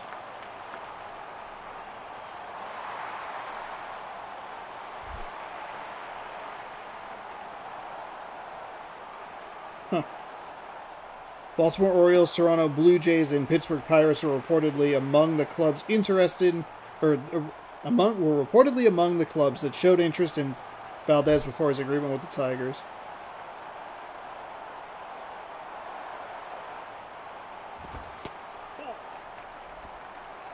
All right. Well, thank you, Tom Rumaniski, from the score. Unsure years of money. Scooble's still the number one ace. It affects him little. Did they trade him? I guess was more my... He's been bizarrely linked to, like, trade rumors. Well, we have the numbers in the year. 3 years, $115 million. Boy, that Tigers team is not going to be fun to face. That's a ball low. And it walks the Mets.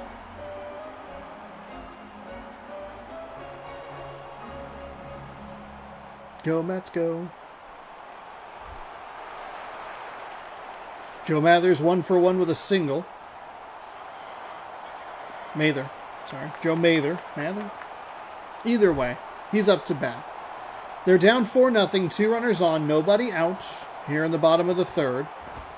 That's inside. I mean, how big was that goose egg? How big was that double play that the Mets defense was able to put together after failing their offense or failing their pitcher 3 times throughout the game? Here comes the 1-0. It's fouled away. 1-1.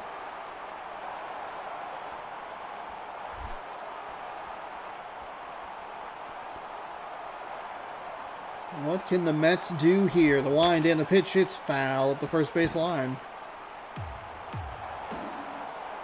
Tying run is on deck.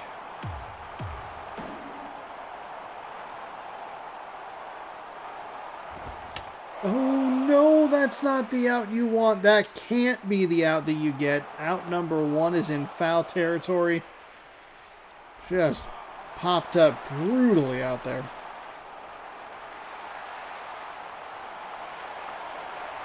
Dustin Pedroia.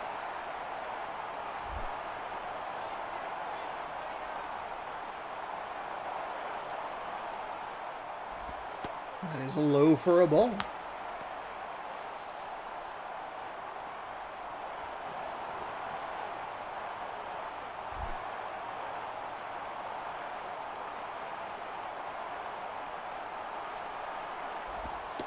Pedroia takes that for a strike. 1-1.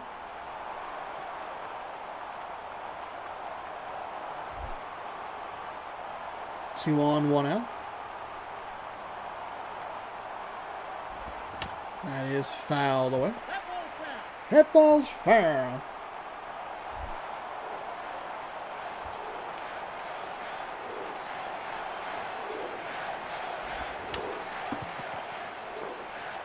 Oh, that is a big break for the Mets, as that is a foul ball third base side.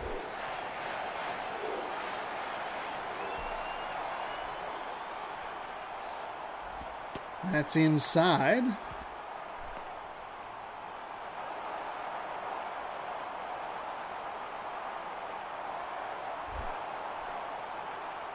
Two and two.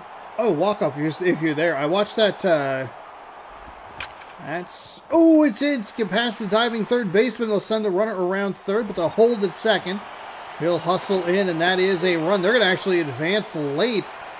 Put 2 more in scoring position as the tying run comes to the plate. Nice job by Dustin Pedroia, and the game pays the Mets back a little bit. I guess he actually dove for it. Never mind. I watched a couple of those JM trivia videos you were talking about. The pinpoint or pin drop, pin drop. Pinpoint.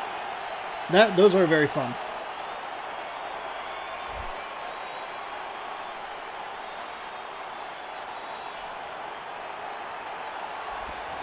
Oh no! You can't do that. It's 2 awful outs for the Mets. Oh my goodness. Both of them such weak contact, sky high. One on the infield, one in foul territory. It's going to bring up Aubrey Huff. Last chance.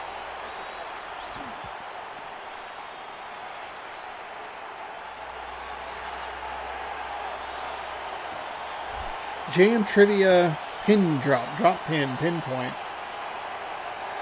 Where you get points based on that's rolled to the first base side. Okay, that looks horrible, but it's out number 3. Man, the 3 outs for the Mets traveled, what, 50 feet each from home plate, maybe? I really enjoyed them.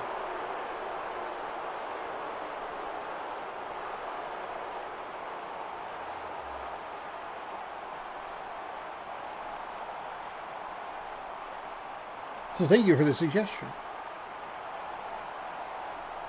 Took me a little bit to find them because I couldn't remember exactly what the phrasing you used was. So I'm like searching in YouTube, like pin, drop, pin, closest to the pin. Armando Galarraga gets the player of the game, 3 innings, 4 hits, 2 strikeouts. The Mets score 1, but the Padres' 4-run lead that they amounted in the second inning is enough to escape with a win. Galarraga improves to 8-3. Gio Gonzalez falls to 6-4. No saves or home runs recorded. And that is game number 3. 3 innings pitched, 4 hits, 1 run, 1 earned, 1 walk, 2 strikeouts, 13 total batters faced.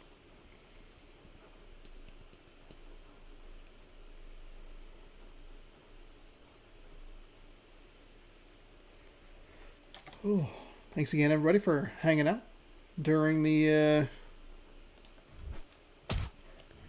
stream tonight. It's a little Wednesday evening. Yankees Tigers, the only score, or what are the couple of scores that we need to catch up on? My bad. Yankees over the Tigers 2-1. Nationals over the Cardinals 1-0. We just watched that game, and we are heading to Dodgers Pirates for our 4th and final game of the day. Don't forget to hit the thumbs up if you're having a good time enjoying the video. Subscribe if you'd like more. Be back with this on Friday. Tomorrow you'll get a Mascot Madness game in NCAA March Madness 2005. Don't forget to fill out your bracket if you're interested in it. I uploaded the wrong thumbnail.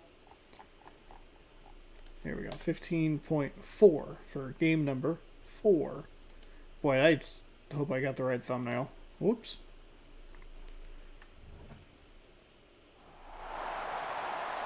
Yeah, we're here. We're good? We good? Pirates. Dodgers are 2 games under 500 at 31-33. The Pirates, they've been looking good lately. 37-27. They lead the ANL Central. Let's get you started with our guy, Juan Pierre, 2K5 3-inning legend. The designated hitter leads off for the Los Angeles Dodgers. Carlos Beltran in center. Ryan Braun in left. Adam Dunn at first. Michael Stanton in right. Wilson Betemit at third. Gordon Beckham at second. Paul Janish. Janish, maybe. He is the shortstop. Ryan Domit is the catcher.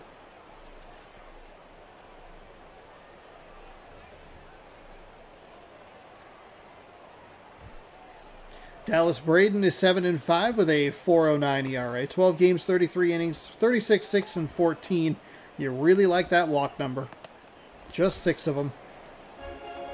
33 innings pitched. He has 42 walks and hits, so not too much over a 1 walk and hit per inning pitched. Juan Pierre's batting .331. No home runs, but where you want him to shine is that stolen base category, and he has double digits. 8 RBI to go along with it.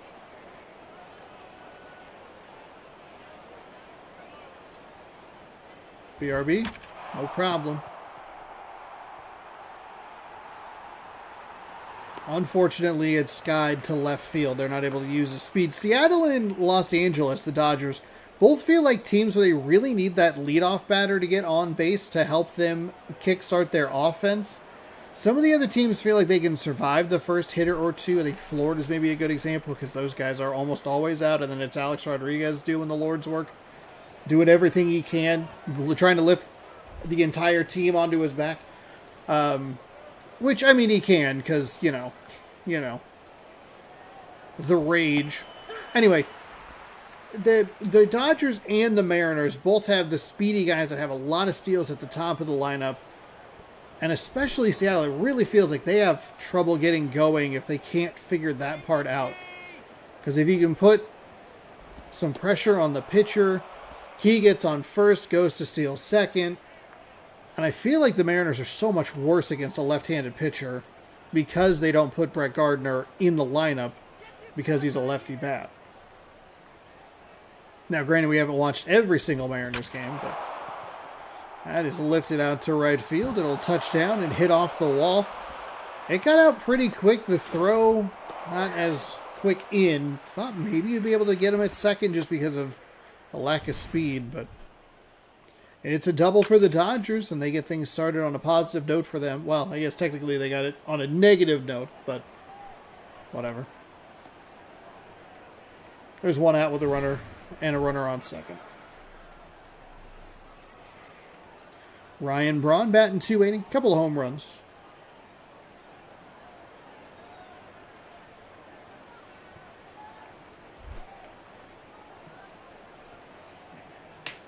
Nope.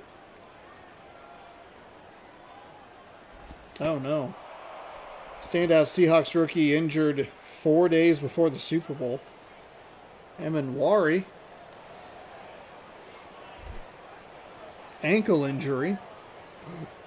Hurt late in practice defending a pass. Walked off the field on his own power. Okay. Nearly a month near the beginning of the season due to an ankle injury. Mike McDonald said, quote, he had an ankle today. We brought him in to look at it, and we'll kind of go from there, figure out what the next steps are. End quote. And that is from Brent Stecker of Seattle Sports. So that's not what you want to hear 4 days before the Super Bowl. 3-0 the count here. That is ball 4. So a nice easy walk for the Dodgers.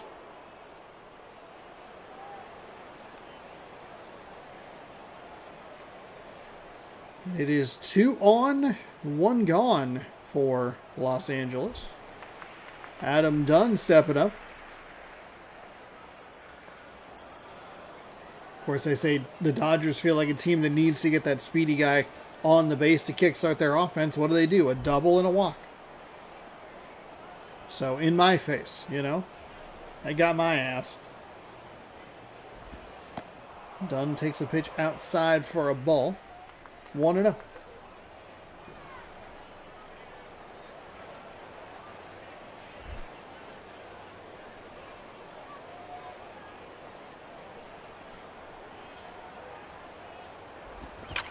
Oh, and that is gone. That is gone over the Roberto Clemente wall for a 3-run blast. Dodgers up in this one. I'd love if this game could give us some, like, clinching scenarios. I know it's kind of a little early for that. 370 majestic feet to give Los Angeles a 3-0 lead. Right down the stairs. Onto the concourse. And it'll be Michael Stanton. 241 average, 8 home runs, 17 RBI. He does have a stolen base in there, which is pretty impressive. That is outside for a ball.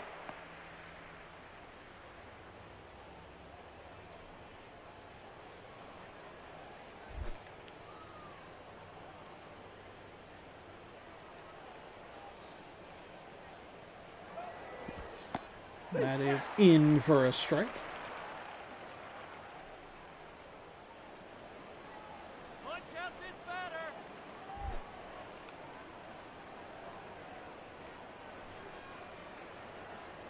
See if he can settle down, pick up another out or two here. Try and get out of this inning with just a 3-run deficit.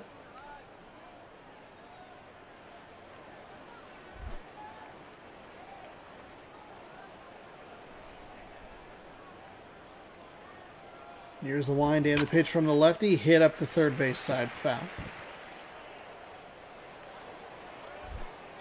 2-2.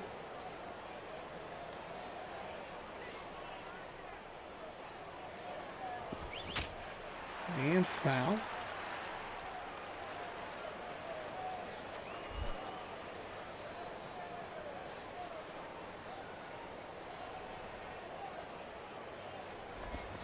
And that's hit foul up the third baseline.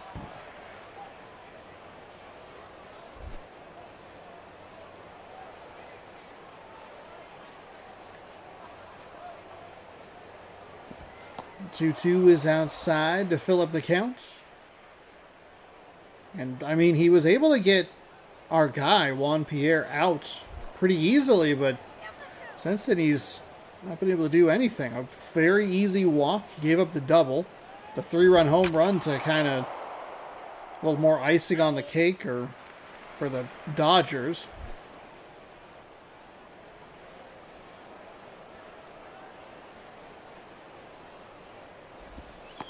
And he issues another walk, so really struggling here. Braden's going to look for a new ball. His second walk that he's issued already in this inning.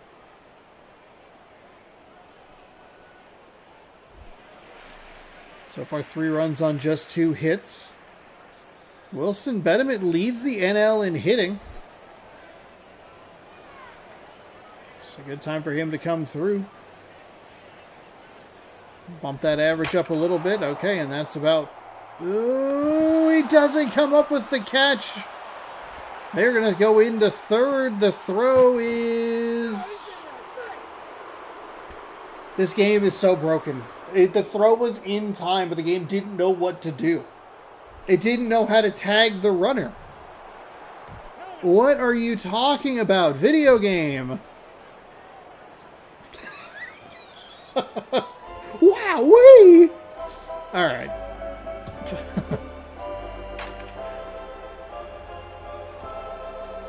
The dive isn't terrible. And at the left fielder over here, I don't know why we're watching it from so far away. Alfonso Soriano does a really nice job covering this. But I have no idea how this is not an out. The throw is in. Look at how much it beats him by. And we see athletic plays from the defensive players all the time. Where they just flop on the ground. But for whatever reason... Oh, it goes back to that like 0-point animation where it's like, okay, now we're where we want to be, and now we make our next decision. Oh, this game sucks. Then tries to swipe. Doesn't even hit him, by the way. Just hits the ground. And instead of 1 on with 2 outs, it's 2 on with 1 out. And just a brutal turn of events for the Pittsburgh Pirates. I mean, that throw beat him. We have seen so many good plays. That's a strike.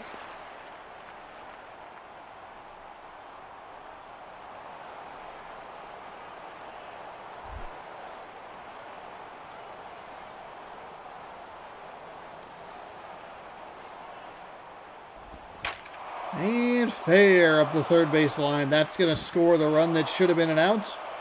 It'll advance the runner from first to third, and it'll put a runner in scoring position behind him at second. So a 1-out RBI double. Braden cannot get out of this inning. Defense let him down a little bit. I mean, game really let him down a little. It is so weird. It goes back to that one animation all the time. Like, okay, now we're set. Okay, now what? Ugh.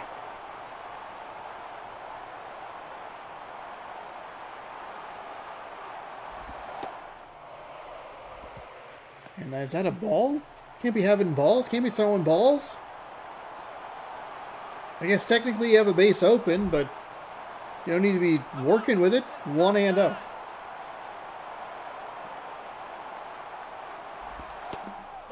That's inside for ball 2.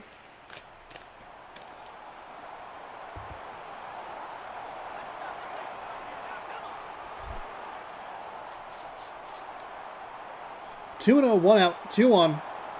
It's already 4-0 Dodgers. And that should have ended the inning. Honestly, should have ended the inning. They have cost themselves 2 runs now. Ryan Domit steps up with 2 outs. Look, I appreciate that the Pirates at least went to first base for the out. They didn't try the stupid thing where they throw it home. Just get the guaranteed second out. You have it beat. Really should just be the 3-run home runs are really the only scoring they should have had. But this game continues to surprise and amaze. The wind and the pitch is outside for a ball.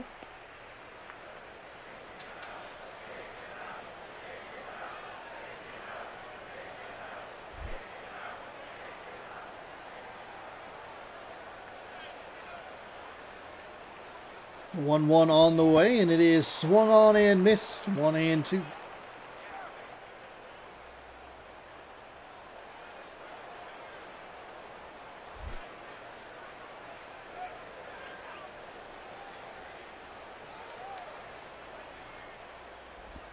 That's fouled away. That's a foul ball. That's a foul ball.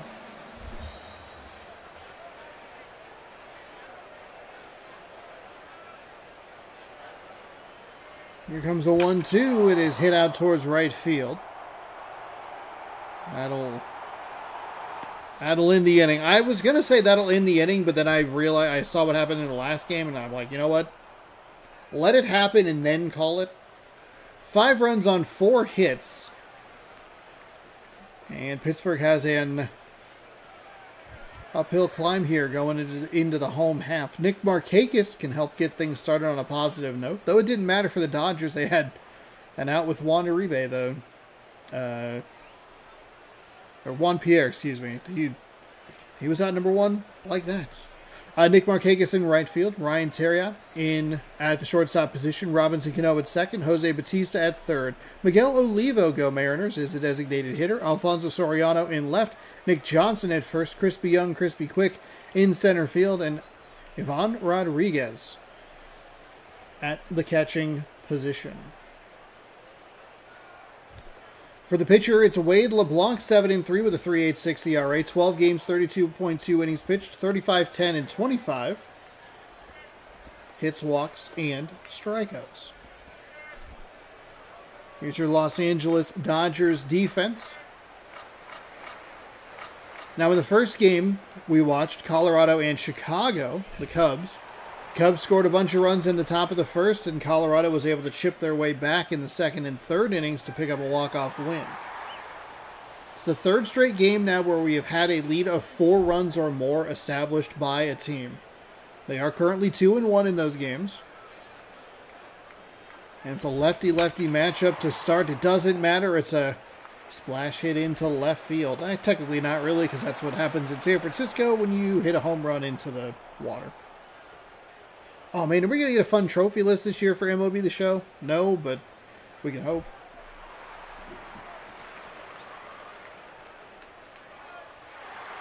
Ryan Terriot stepping in. Good start for the Pirates. Get a runner on, see if he can cause some chaos. And he'll put this into the gap, but the center fielder is there. Makes the grab. 1 pitch, 1 swing, 1 out.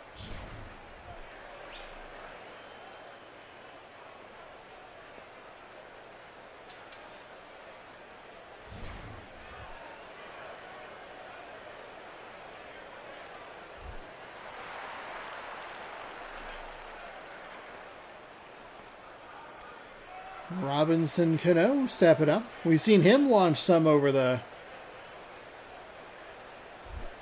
wall out in right. Roberto Clemente.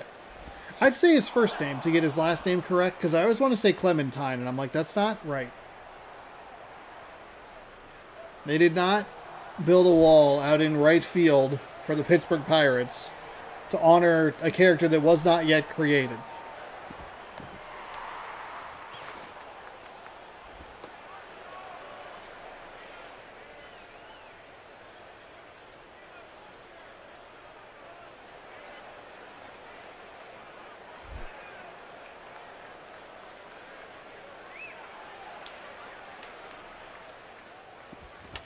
That's fouled away.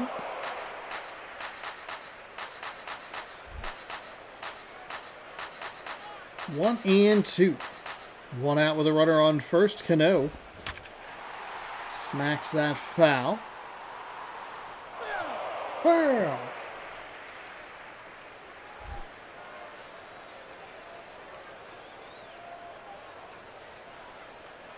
Here comes the 1-2. It's outside for a ball.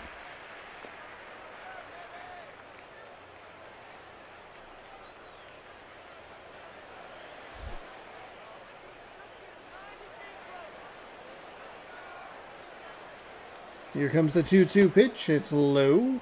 3-2.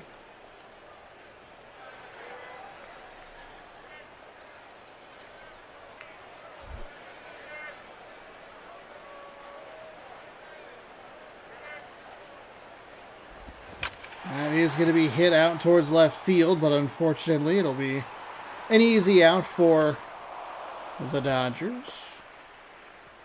2 gone after the leadoff single.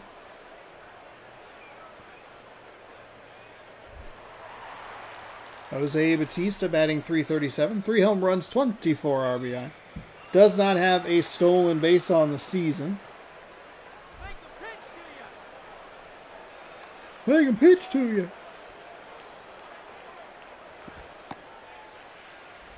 Good take. The count's 1-0.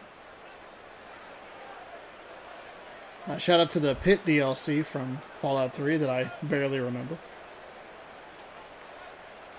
Got all the achievements in it, though. Oh, Batista is going to try and make this game a little interesting. He'll put a 2-run home run out to opposite field. Okay, I have returned. Welcome back. It's 5-2 following the 2-run blast from Batista. We've seen a 3-run home run out there, and now we've seen a 2-run blast.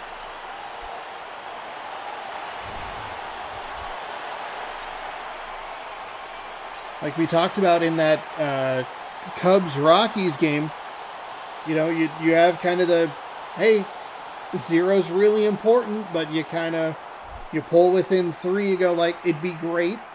Try to keep the momentum rolling, but it's not imperative.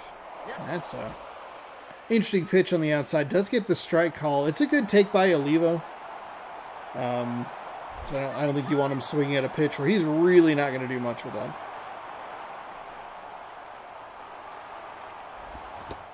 There's a swinging strike. 0-2.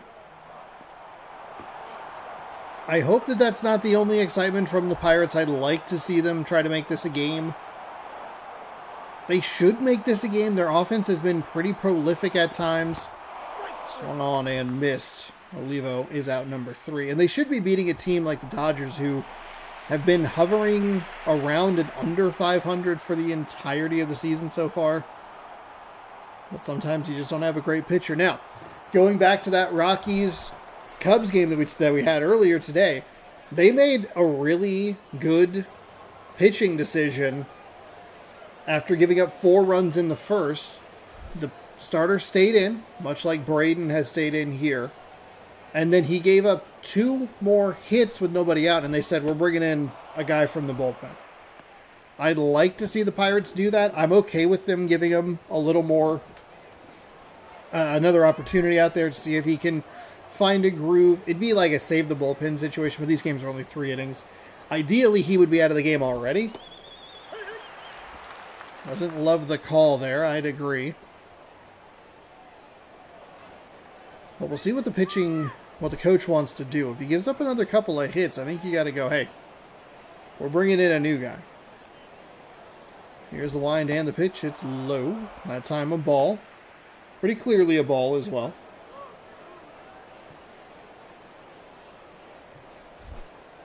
Two and one.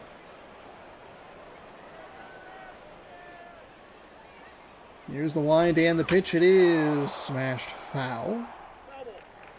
Foul ball. 2-2.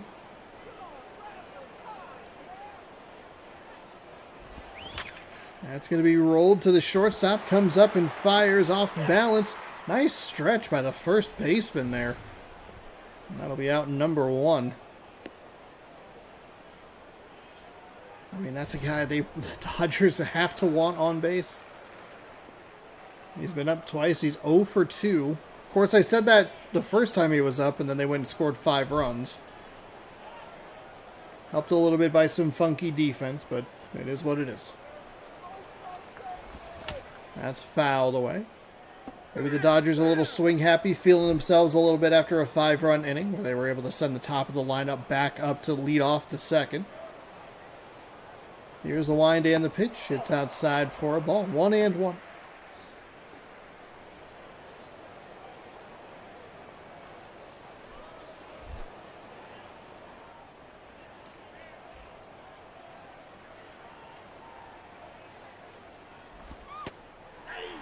That's in for a strike.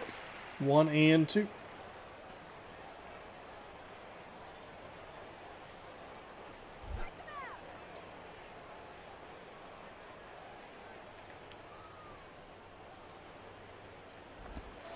That is outside for a ball.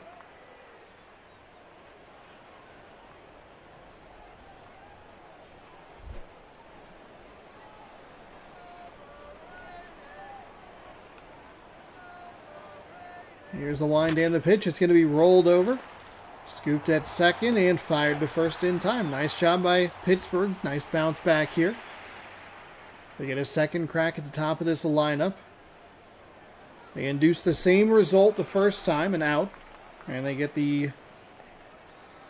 a change in that second result. It was a hit. This time it was an out. Now they did walk Ryan Braun here on 4 pretty easy pitches.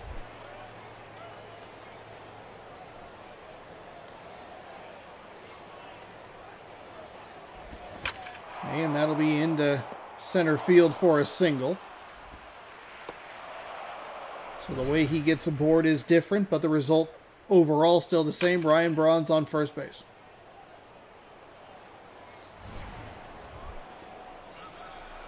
Adam Dunn 1 for 1 with a 3-run homer in the first.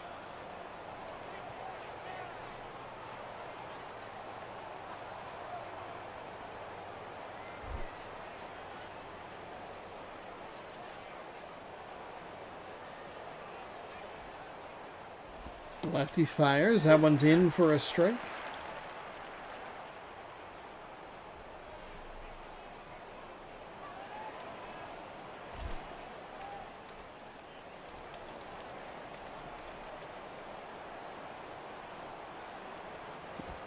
And that's rolled up the first base side, foul.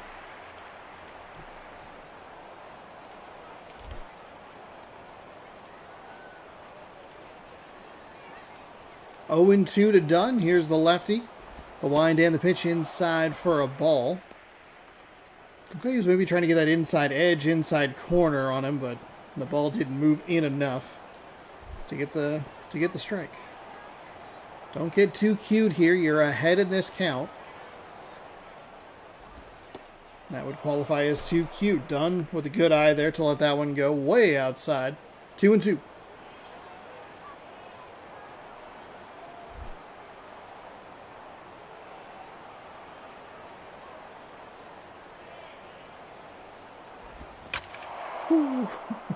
Thought he maybe got a hold of another one. That one. Foul ball. That's foul.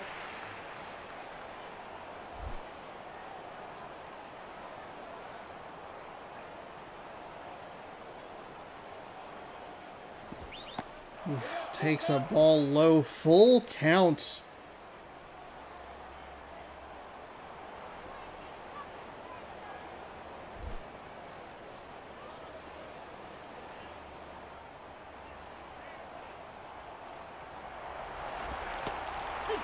Oh my God, they called that strike 3. Wow. Okay, I thought that was a ball. I thought that was high. Okay, so the Dodgers, they pick up a hit.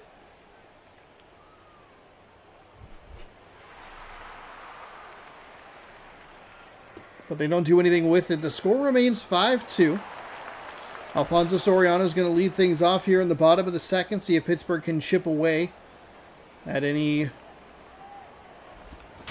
more of this lead. That is a good foul ball. Soriano was not going to get there. I think an 0-1 count is what you want in that situation. Here's the wind and the pitch. It is a strike at the top of the zone. I guess maybe consistent with what we just saw, which I thought was a pitch that was a little bit high, but you know what? I'm not an umpire. Still, I would like an umpire simulator video game, though. That'd be... I'm honestly shocked there isn't one.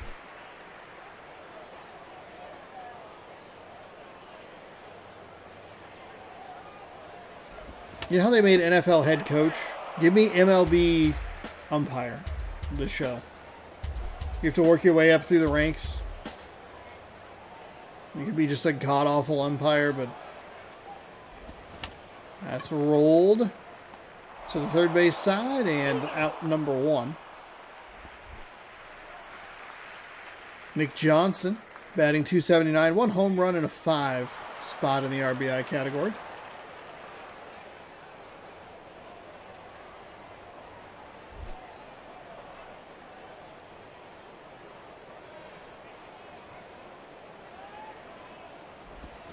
That is rolled over to the first base side, throws across his body to the pitcher covering, and just like that, there's 2 gone. Become worse than Angel Hernandez. Exactly. Can I be more hated than him? Crispy Young, Crispy Quick, batting .253, 5 home runs.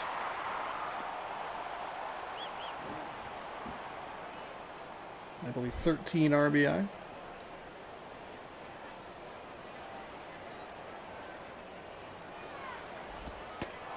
Ooh, okay. Gets the strike call in the high corner.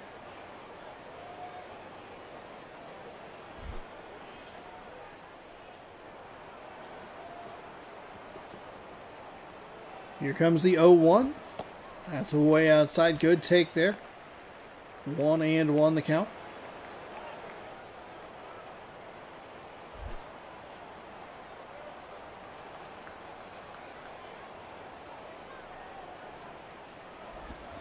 And that'll be lifted out towards center field, but that's going to be do it. Become so hated. Rated M for mature. Did you piss off a guy that made a bet that lost? Well, you might lose more than money. You'll lose your life. Michael Stanton, walk and a run. So Pittsburgh can't do any damage. In the bottom of the second, is going to require this lefty starter to put up another 0. I hope that Pittsburgh offense can come alive in the bottom of the third. Good start there against Stanton to go 0-1.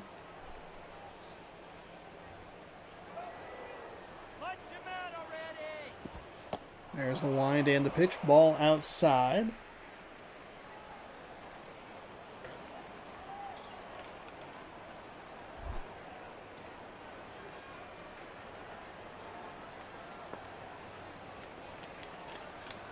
The wind, that is lifted out to left field. It's going to get down, stay in the ballpark. So it'll be a double for Stanton. A couple of guys that we've seen that got issued walks the first time up have gotten hits the second time through.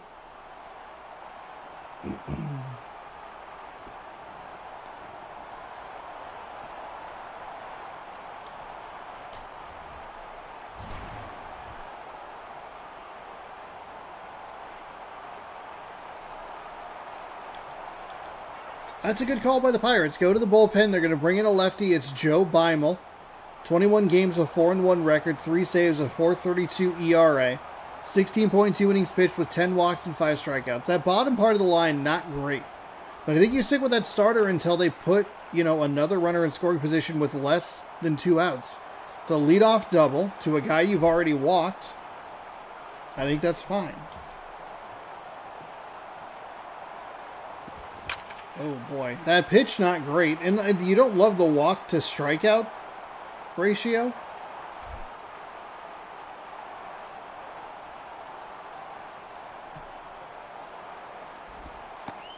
And that pitch misses inside and low. You have to try and strand this runner that's in scoring position now. Go in down 3 in the bottom of the third. Here comes the 1-1. It's outside for a ball.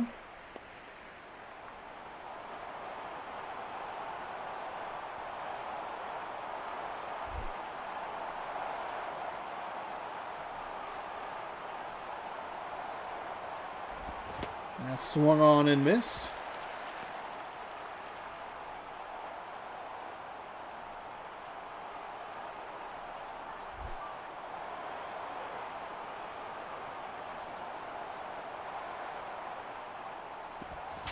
And that's going to be rolled over, so a good job to get a Weak piece of contact. Hold the runner at second and get the out at first. Nice job by the lefty. One away. And nice defense by the third baseman, Batista. Seen some funky plays at that hot corner today.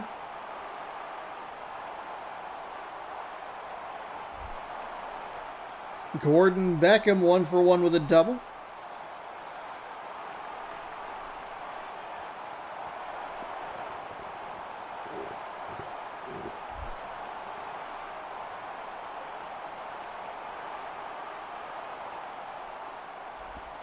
That is in for a strike. Maybe a bit of a generous call.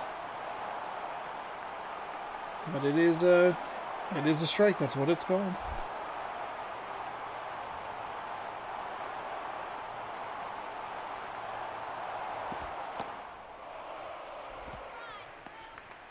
Oh, of course I do.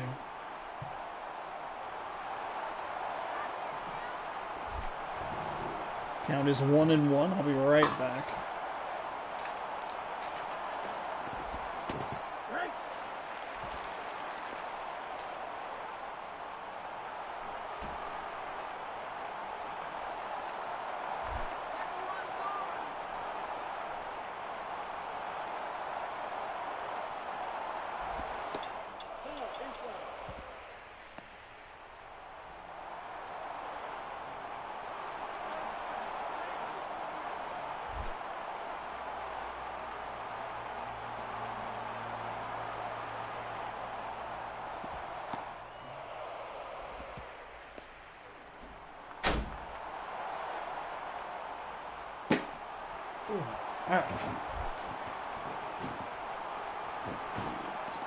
Full count, 1-on, 1-out.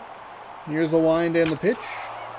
Hit out towards center field. This should advance the runner, though Stanton's not the fastest guy. The relay is going to throw off the rhythm. Good God. This game at times just feels so telegraphed.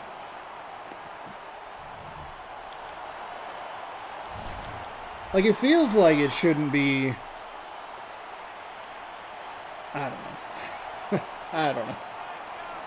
If you have, like, the strongest arm defender in center field, you should be able to get some throws in.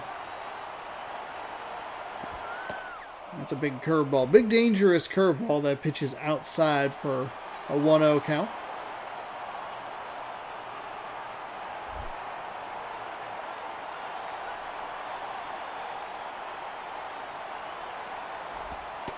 That's in for a strike.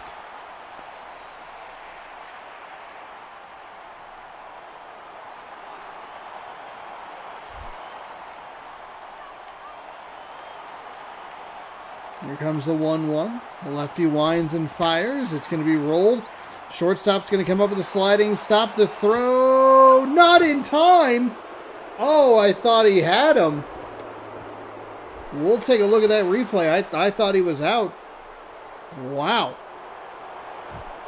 Let's take a look at it. What is going on with the noises? Oh, it's as tight as you can get, but that heel is definitely down. It's a good call by the umpire. I mean, the lefty should get some credit. He's at least giving his defense a chance to make some plays here. Los Angeles pushes the lead out to 4. Or back out to 4. That's lifted into right field. Right fielder comes up with the catch, and that will do it. The Dodgers score one more. Rodriguez, Markakis, and Terrio. Coming up 4. The Pirates looking for 4 to tie, 5 to win here. That'll be Rodriguez. Ivan Rodriguez. What do they have against the lefty pitcher? Here's the wind and the pitch. Hey, that's into left field. Good start for the Pirates. 1 pitch, 1 swing, 1 on.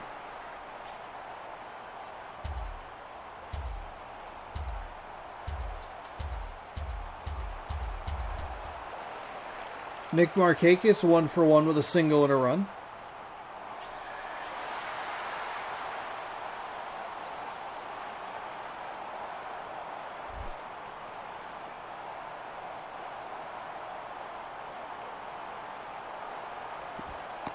That ball is low.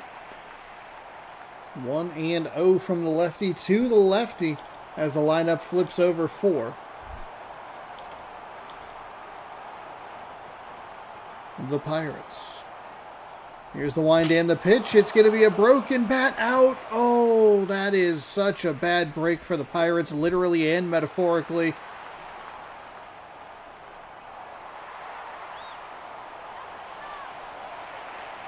Nice play by the third baseman. I mean, the shrapnel was pretty far away from him, but still a nice play out there to grab that out. Don't let it fall and give him another chance. That pitch is low to start another batter with a 1-0 count.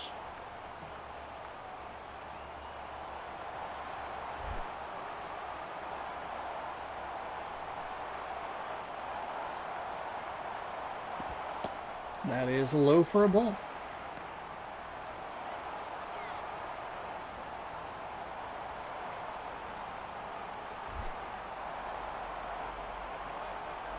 Two and oh.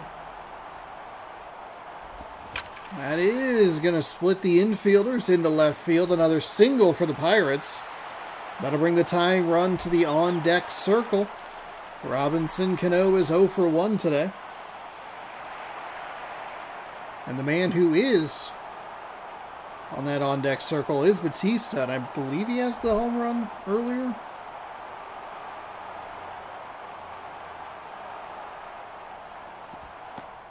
Ooh, that's a strike on the inside.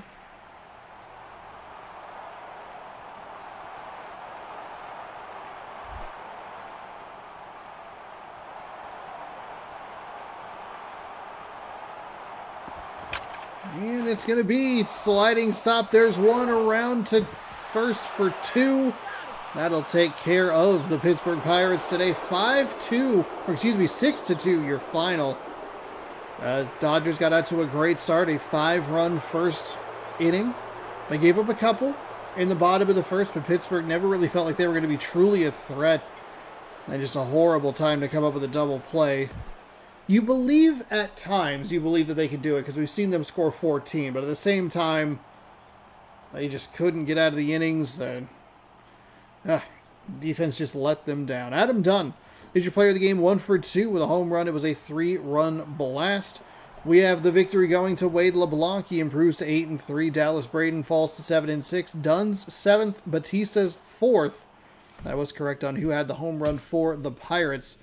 If Cano could have gotten on without any other outs and brought Batista up, he would have been the tying run. Whether it was a bases loaded situation or whether Cano is able to get something that scores a runner, whatever. That could have gotten interesting, but unfortunately, the Dodgers just a little too much today. All right, let's sim to the dates. Seattle gets a win over Kansas City.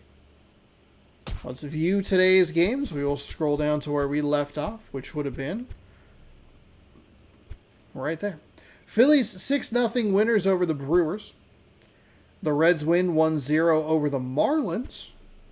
We saw the 6-2 Dodgers-Pirates game. White Sox beat the Orioles 7-0. These teams kind of beating each other up. And Cleveland won today. Interesting. Let's see. Braves over the Astros 3-1. Diamondbacks over the Giants 1-0. Athletics beat the Red Sox 2-0. And the Mariners over the Royals 2-1. That will do it for today. Thanks everybody for hanging out and watching. Let's go to save slot 8. Save our game and call it good. No game tomorrow, or no stream tomorrow. There will be a game that posts at 6 p.m. Pacific time. It'll be NCAA March Madness 2005. Getting some games in. Hopefully building some excitement for March Mascot Madness, which will be starting on February 27th around noon Pacific time. We got the saves going. Thanks for watching. Be sure to subscribe. Ring the bell if you'd like to be notified when I post new videos. Give the video a thumbs up if you enjoyed it. We'll see you Friday at 6 p.m. Pacific time for more. NBA finally got traded to the Hawks. Oh, okay. Forgot the NBA trade deadline was happening. I saw a couple of things, but It's exciting. All right. Thank you again, everybody, for watching. Hopefully you enjoyed. We'll catch you Friday with more content here on the channel, and we'll see you later. Good night, everybody.